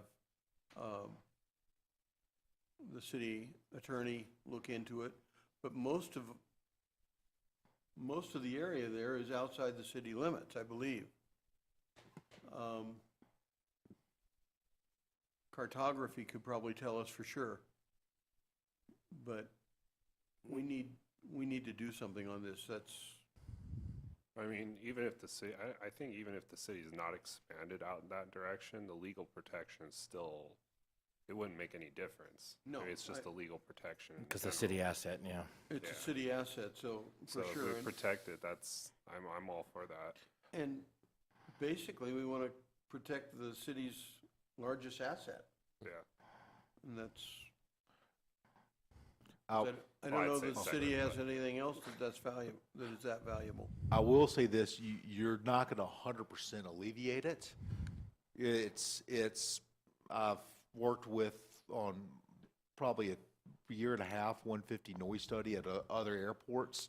One thing we have found out is as soon as you mention, hey, to people, are you having any noise issues? They immediately start saying, yeah, I do. It's human nature. But for these closer developments where in the future, as this airport expands, as we start seeing an increase in traffic, as our population gets larger, by moving forward on a lot of these processes of putting that into their information.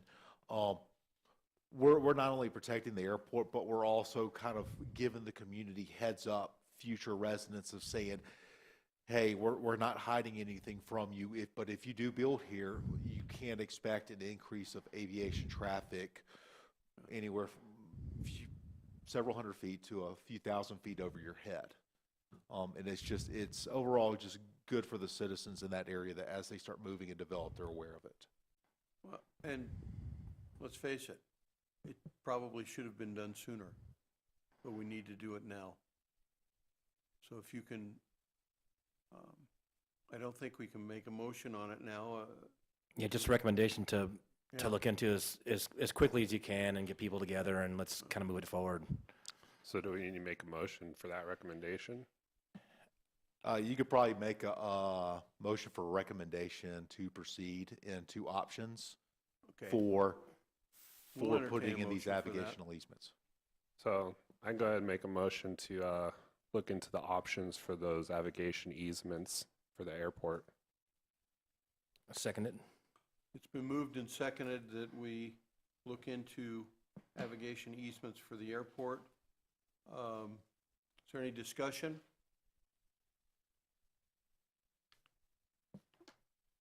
Then we'll vote. All in favor signify by saying aye. Aye. Aye. Any opposed? Looks like it's unanimous. The ayes carry it.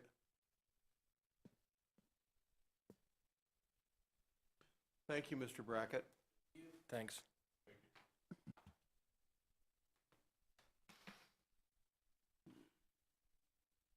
And for our next section on the agenda, sorry, I'm hoping this is the right one I'm bringing up. This is discussion of the airport capital improvements plan. Now, this is going to be a little bit of education at the same time, because we do have some members of the commission that are maybe not 100% familiar with what we call the ASIP. The FAA and ADOT request airports to give them a 5-year projection of their capital projects. These projects are considered eligible under the airport improvement plan with the state's airport improvement plan, and helps the FAA and also the state determine how much money they can expect, or how to start obtaining the money or gathering the money for these future projects. Now, it's a plan. We try to abide by the plan or follow the plan as much as possible, but it is subject to change. In this case, this plan, a lot of the items on this actual plan came from our airport master plan, which was done back in 2021. CNS, Kaufman, including the airport manager and city representatives at the time, got together and identified what were critical infrastructure needs and changes in the airport that's going to require some type of federal or state funds. Some of these projects, as you've probably seen this a little bit ahead of time, are really large, they're really expensive, and it gives the FAA and ADOT the ability to sit back, take a look at this, make their projections, and as we get closer, they could give us the thumbs up, thumbs down, some of their recommendations and changes, which has been done in the past. For the most part, our actual changes in the ASIP are fairly much the same.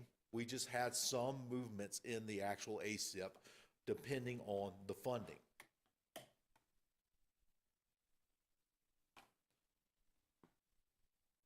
Go ahead. Sorry, real quick question. The ones in the green from the infrastructure bill, are those ones actually going to be funded? Are those like? Yes, yes. Those were some changes where we had to push forward. The wind cone adjustment, see what's end up happening is for the wind cones, we have a couple of wind cones that are inside the runway object-free area. The object-free area is a section to where if an aircraft does go off into the safety area, into the dirt, that their tips of their wings are not going to hit the wind socks or the wind cones, the supplementary wind cones, smaller wind cones, they stand up about 10 feet at their tallest point. About 15 years ago, the FAA gave the okay to have those wind cones, or the wind cones were okay to be inside the object-free area. Then the FAA turned around and said, you know what, we're having these too many incidents, so let's go ahead and request airports to move them outside of the object-free area. Well, we have a couple of wind cones that are actually inside the object-free area, and we had them originally scheduled a few more years in the future. Well, what this bill allows us to do is push it up. So we went ahead and we took a look at it with discussions with our engineers, speaking with the FAA regarding our bill, which we receive around, I want to say around $150,000 a year for the next 5 years. This was one that was during our discussions targeting, saying, hey, let's push this up.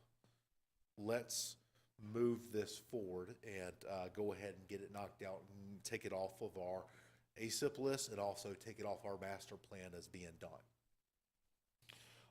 The other bills, the ones that are in white, are ones that were scheduled from prior years, scheduled also in the master plan, and they have been prior scheduled and it has been agreed upon on moving these things up throughout the year or as the year starts progressing.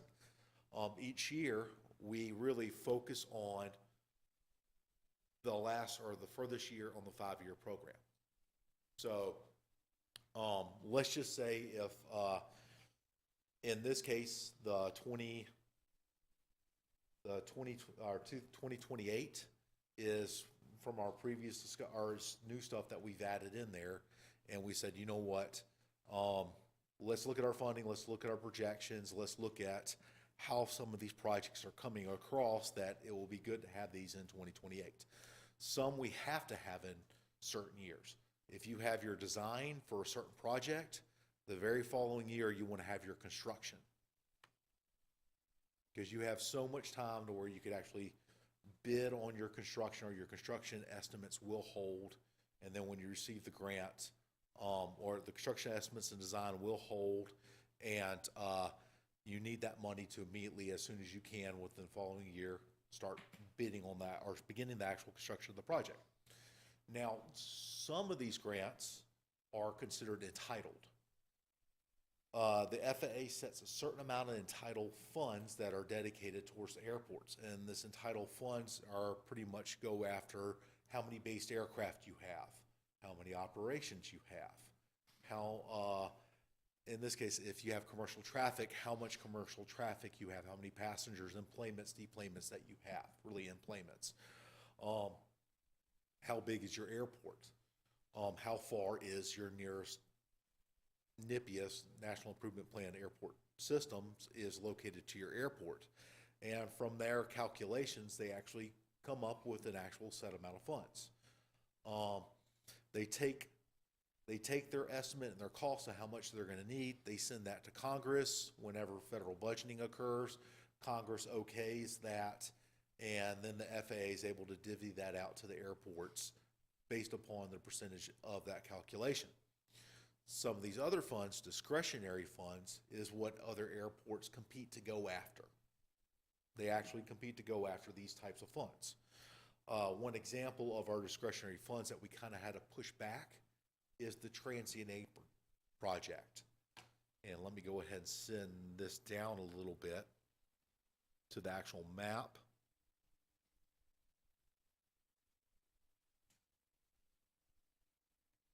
And I think that maybe I have to reset this.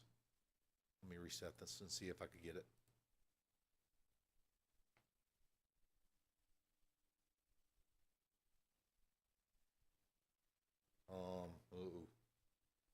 Let me reopen it.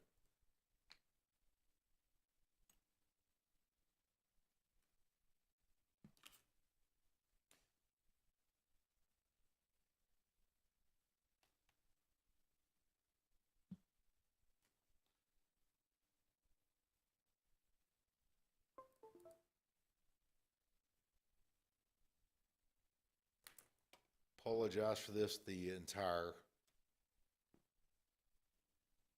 PDF was not loading.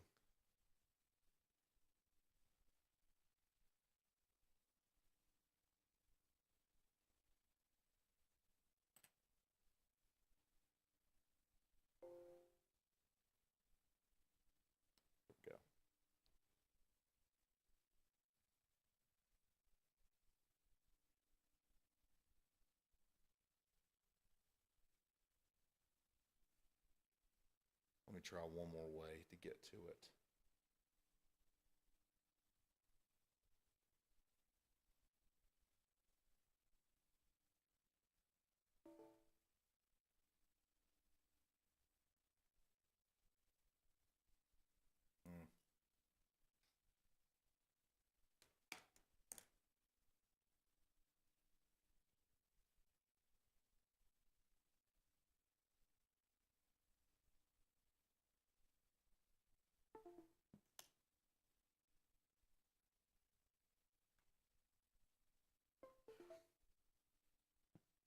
Here we go.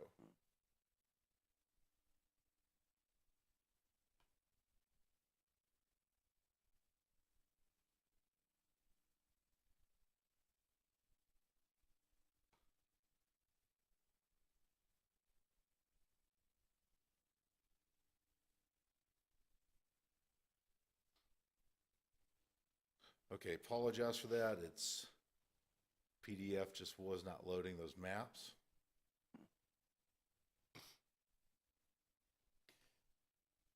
So right here is the transient apron. We have identified that this is our primary, well, it's the primary parking area. It's the primary location where not only our attendants, but our guests that fly in, and including our FBO, and including our fuel farm where aircraft park. We have done some, how can we say, pavement maintenance in that location, but it's really just doing minor repair work when we have to get a little bit more in there. We're gonna have to do a design, we may have to do some milling and put down some fresh asphalt.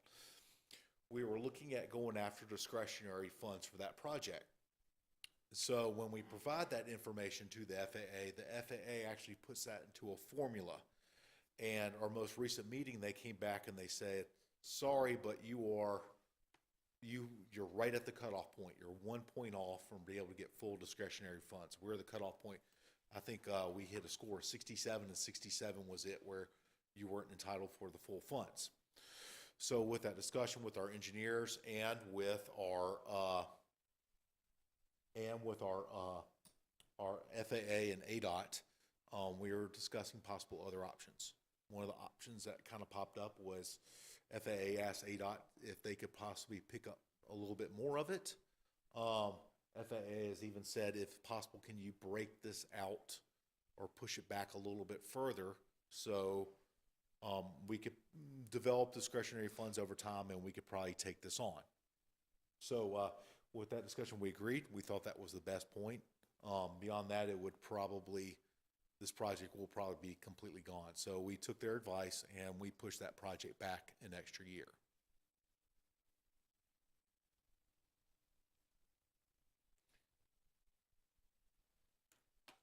But these other projects, the ones marked in green, are the ones that were identified through the build program. Another one that we decided to go ahead and put in there is the actual blast fence.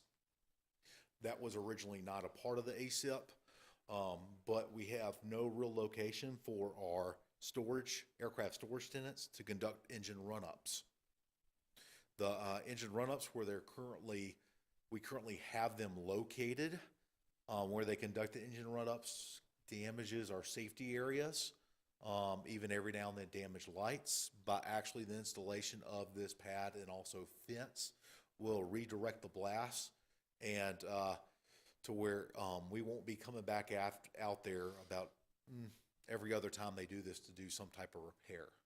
So it will assist those customers and then also assist our GA customers, because our GA customers won't have to worry about after an engine run up if they're going to be worried about rocks all over the place or missing half the taxiway edge lights because of the jet blast. So we had that discussion and we're like, well, you know what, with 150, we can start moving that forward and get that addressed.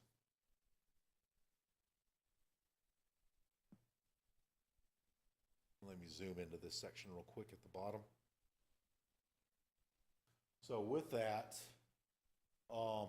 with all those discussions, 2028, those were all discussions that we had with, and we said those would be the best projects that we could take on in the future.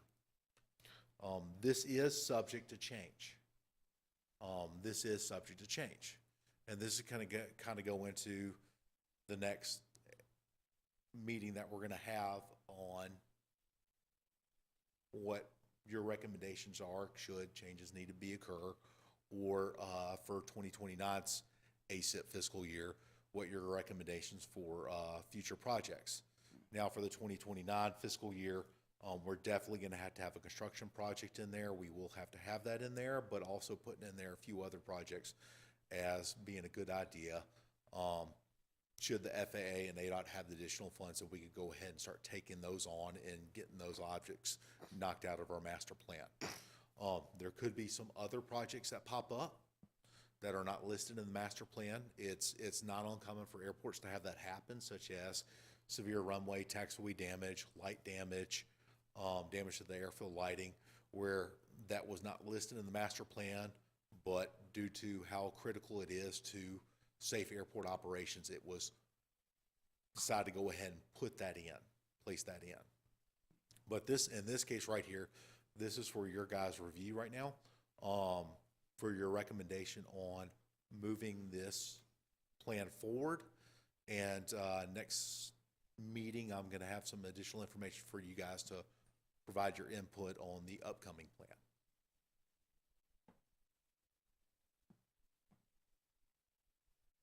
Do you have anything?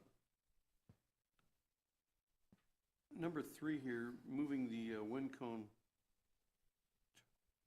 That's going to move the big segmented that's just off of taxiway, I think, Alpha. No, sir. Our engineers actually made a little bit of mistake right there. It's supposed to be the 2 supplementary wind cones. They are aware of that. They're the ones on the approach ends of the primary runway. Our primary runway object-free area is 800 feet wide total.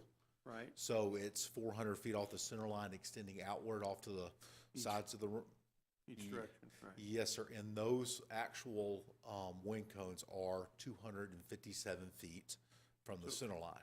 So we're going to have to move them 150 feet? Yes, sir. It's going to, and there's only 2 of them, Yes, sir. correct? One at each end?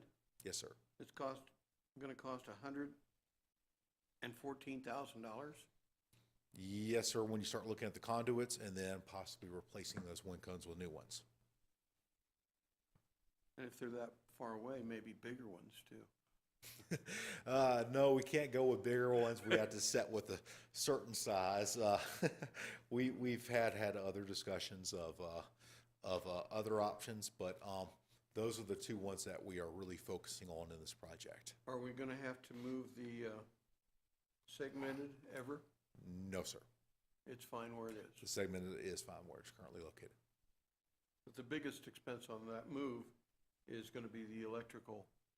The concrete, the electrical, the additional wiring. One of those is just in a location where we can't really just peel it back. We're going to have to actually do possibly some additional trenching. Are you going to have to go under the runway?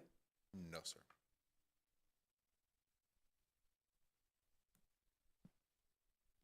For 2025, you've got, first is design and construct, upgrade airfield access control system and gate improvements.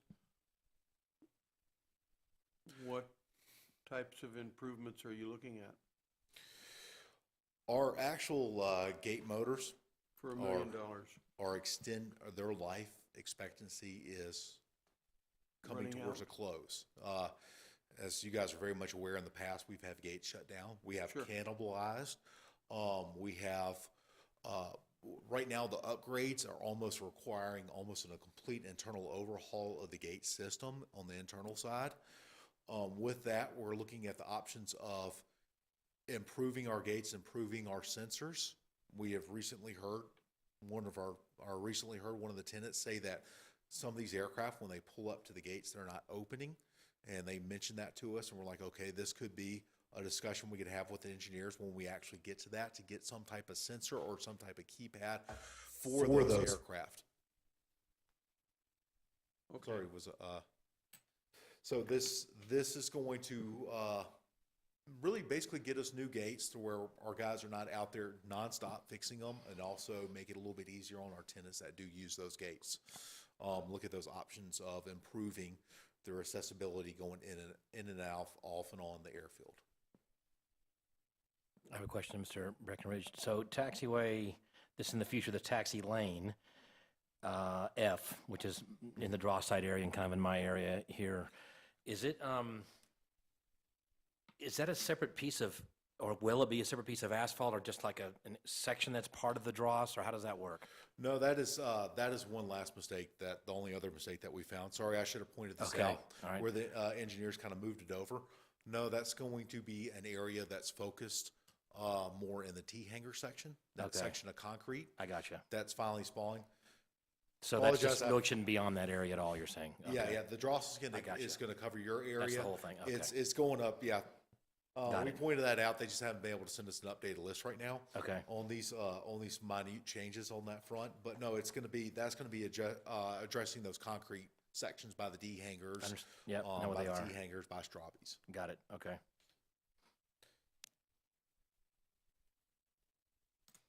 And hopefully with that project, we could, that year, we can knock out that one corner where the asphalt's basically gone Yeah. and get a safe area to taxi and a safe area to park aircraft. The, there was a hangar that was, and you've seen like a little concrete pad that's near like sort of Cassie and the taxiway that goes out the large gate, 263. There was a structure there. It was there for a long time. Is that going to be removed when the dross is done? It's right in the same area of the dross. Do you know what I'm talking about? It's a chunk of concrete there was a portable hangar there. I don't know if I'm describing it. Is it inside the actual physical asphalt area of the ramp, or is it just outside? I'm going to say yes. It's close to the Cassie property of their new big hangar. If I could get a point or two, I could point it to you also.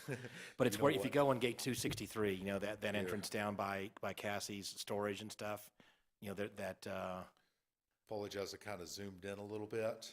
okay, yeah, If the yeah, EA hangar's right supposed to be there, right yeah. If you drive or taxi, right, yeah, down there, and then right there, if you move the pointer to the left slightly, or I guess in that red area, actually, we're looking at now. In that red area? Yeah, there's a chunk of concrete that looks like it's, you know, surrounded by the asphalt when the dross was done.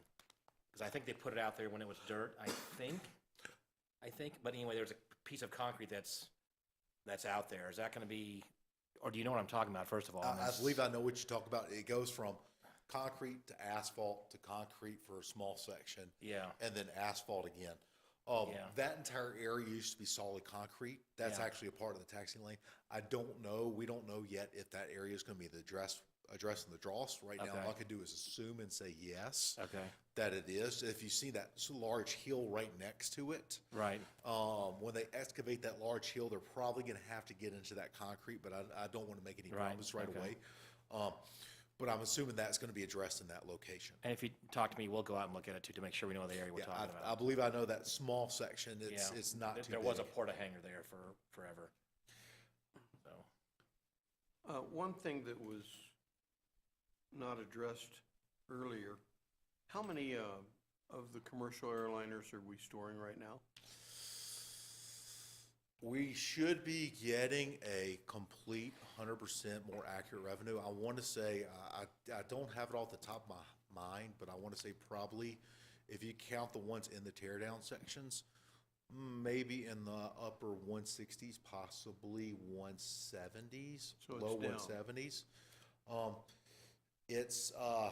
We've had one company that started flying out, but we're expecting more coming in. I don't have those numbers in front of me. Does somebody normally go out and count periodically on your Yes. staff? Yeah, we do go out there and count it. It's right now in one of our tenants' review from our counts. We've also very recently asked all of our aircraft storage tenants not only to provide us information on every single aircraft that's out there, but also their owner, contact, everything. And we're working with them to more streamline it, focus it, and because what we're finding is we're getting a double count. Some of these aircraft go from one storage company to another storage company, or as they're sitting there counting, going through it, They'll go about halfway through it, an aircraft will move, or an aircraft will go inside of a hangar, aircraft will come outside of a hangar. So we're hoping this month or within the next few days, we'll have 100% lockdown on verifying every little thing. But right now, for actual considered storage, it's in the upper 160s. The tear down, we're probably looking at probably around another 15 tear down aircraft that are in their tear down areas. Roughly 175. That, if I don't, as I said, I don't have that list in front of me right now. And Okay. in some weeks and months, it changes a fair bit. It seems like Yeah. a fleet of something comes in and a handful go out, and It's really, whenever you take a look at how these aircraft are transferred, some aircraft within a month could transfer between owners. yeah. So one of the owners came in one time and he spoke to them and they immediately labeled 3 aircraft they wanted back into service and fly out. It's fairly dynamic. It is fairly dynamic when it comes to returning these aircraft into service or transferring them. They will have to go through a process. Some of these aircraft will actually go from a U.S. owner to a foreign owner. We have 2 that are being, I want to say they're being transferred to a Mexican aircraft company, and then some others going to African companies. So I'll tell you this, I got to give those guys props because that is a very large operation for all their aircraft storage tenants. Thank you. But no, actually giving you an exact number, I just don't have that list in front of me right now. Okay, well, So. normally you have that number for us, and I just thought I'd ask. Okay. Thank you.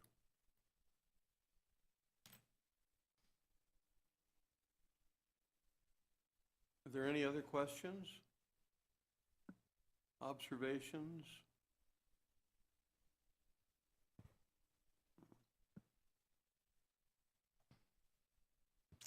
So you're looking for recommendation on, to move forward with this? Recommendation to move forward with That's this? what it says here, yeah. So we need to take a vote on that, I guess, Yeah, or, I think so. okay. Chair will entertain a motion to move forward with the capital improvements. Second it. Was it do we have a motion? I have a motion to move forward as Okay. the airport capital improvements plan as presented. I second the motion. It's been moved and seconded. Any discussion? All in favor signify by saying aye. Aye. Opposed? Carried unanimously.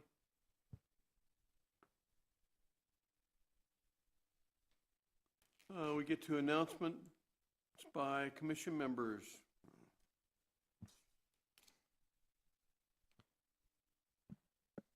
So I actually had something I was thinking about. The current Lake Mead and the power generation.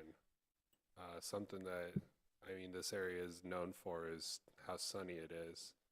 You know, is there anything that we look at when we're trying to figure out whether or not we have the generational capacity for power in the area? So like looking at solar panels, or, you know, even in the future with transitioning to electric aircraft, you know, having charging facilities and stuff in the area, you know, for people to be able to stop, charge up a plane and take back off again, or, you know, things along those lines. That's certainly something we could put on a future agenda. You want to So That's kind of, discuss, but a couple of years ago, I spoke with Buy Aircraft, who's developing probably the first standard category all-electric aircraft in Colorado. And then I also met with Bill DiGiulio, just because he used to be with Unisource. And I met him, and he came out there, and I said, if it were my fantasy and I were king of the airport, I would like to have an aircraft charging station, an electric car one just across the fence. And he was pretty excited about it. He talked to the Buy Aircraft people because they were really interested too.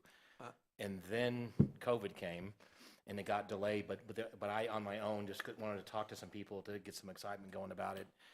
That has nothing to do with solar power, but I think we're in trouble possibly with the open meeting laws. It's not on the possibly, agenda. yes. Yeah. And I think we should have, We could agendize it. I think Put that that on would be the a good agenda. agenda item. Sorry about that. so Maybe we can put that on the agenda for the next meeting. You would please? Because this could be one of those items that we could discuss and look into. Sure. And it could be on the ASIP depending, but this will be a good place for the next one that we can bring it up and just have a discussion on. That's all I wanted to do. I just Sorry wanted about to bring deviating, it that was my up. fault. You brought it up and I just ran with it. So, sorry. Well, When I heard Carl Cooper Day, I was going, uh-oh. having just had that conversation Yes. earlier, I thought I'd jump in there. Yep. Is there the announcements by the commissioners? Did you have anything else, Brendan? Commissioner Stutzman, do you have anything? Negative. Commissioner Gerlach? No, I do not have anything. Commissioner Gaines? I've said enough. No, I don't. Well, I'm going to comment a little bit. I just got back last month from about a 4,500 mile in 13 days flight, and it was a lot of fun. I encountered a little bit of weather several times, and I ended up hanging my plane in 3 different airports, and paid as little as $2 a night and as much as $25 a night. So prices for hanging an aircraft are all over the board. Someone actually took $2? Yeah, yeah. Yeah. $2. I That's was just there interesting. for 3 days, and I paid him $6. Okay. I like that place. Yeah. Okay. It's Um, amazingly nothing. And another place let me hang her as long as I bought fuel. So the hangar rents are all over the place, from a lot to a little to nothing. So anyway, that's all I have to say about my trip.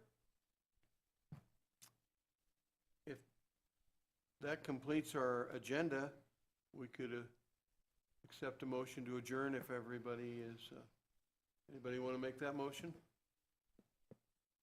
I'll go ahead and make the motion to adjourn the meeting. Second. It's been moved and seconded. All in favor signify by saying aye. Aye. Aye. Aye. Opposed? Meeting adjourned.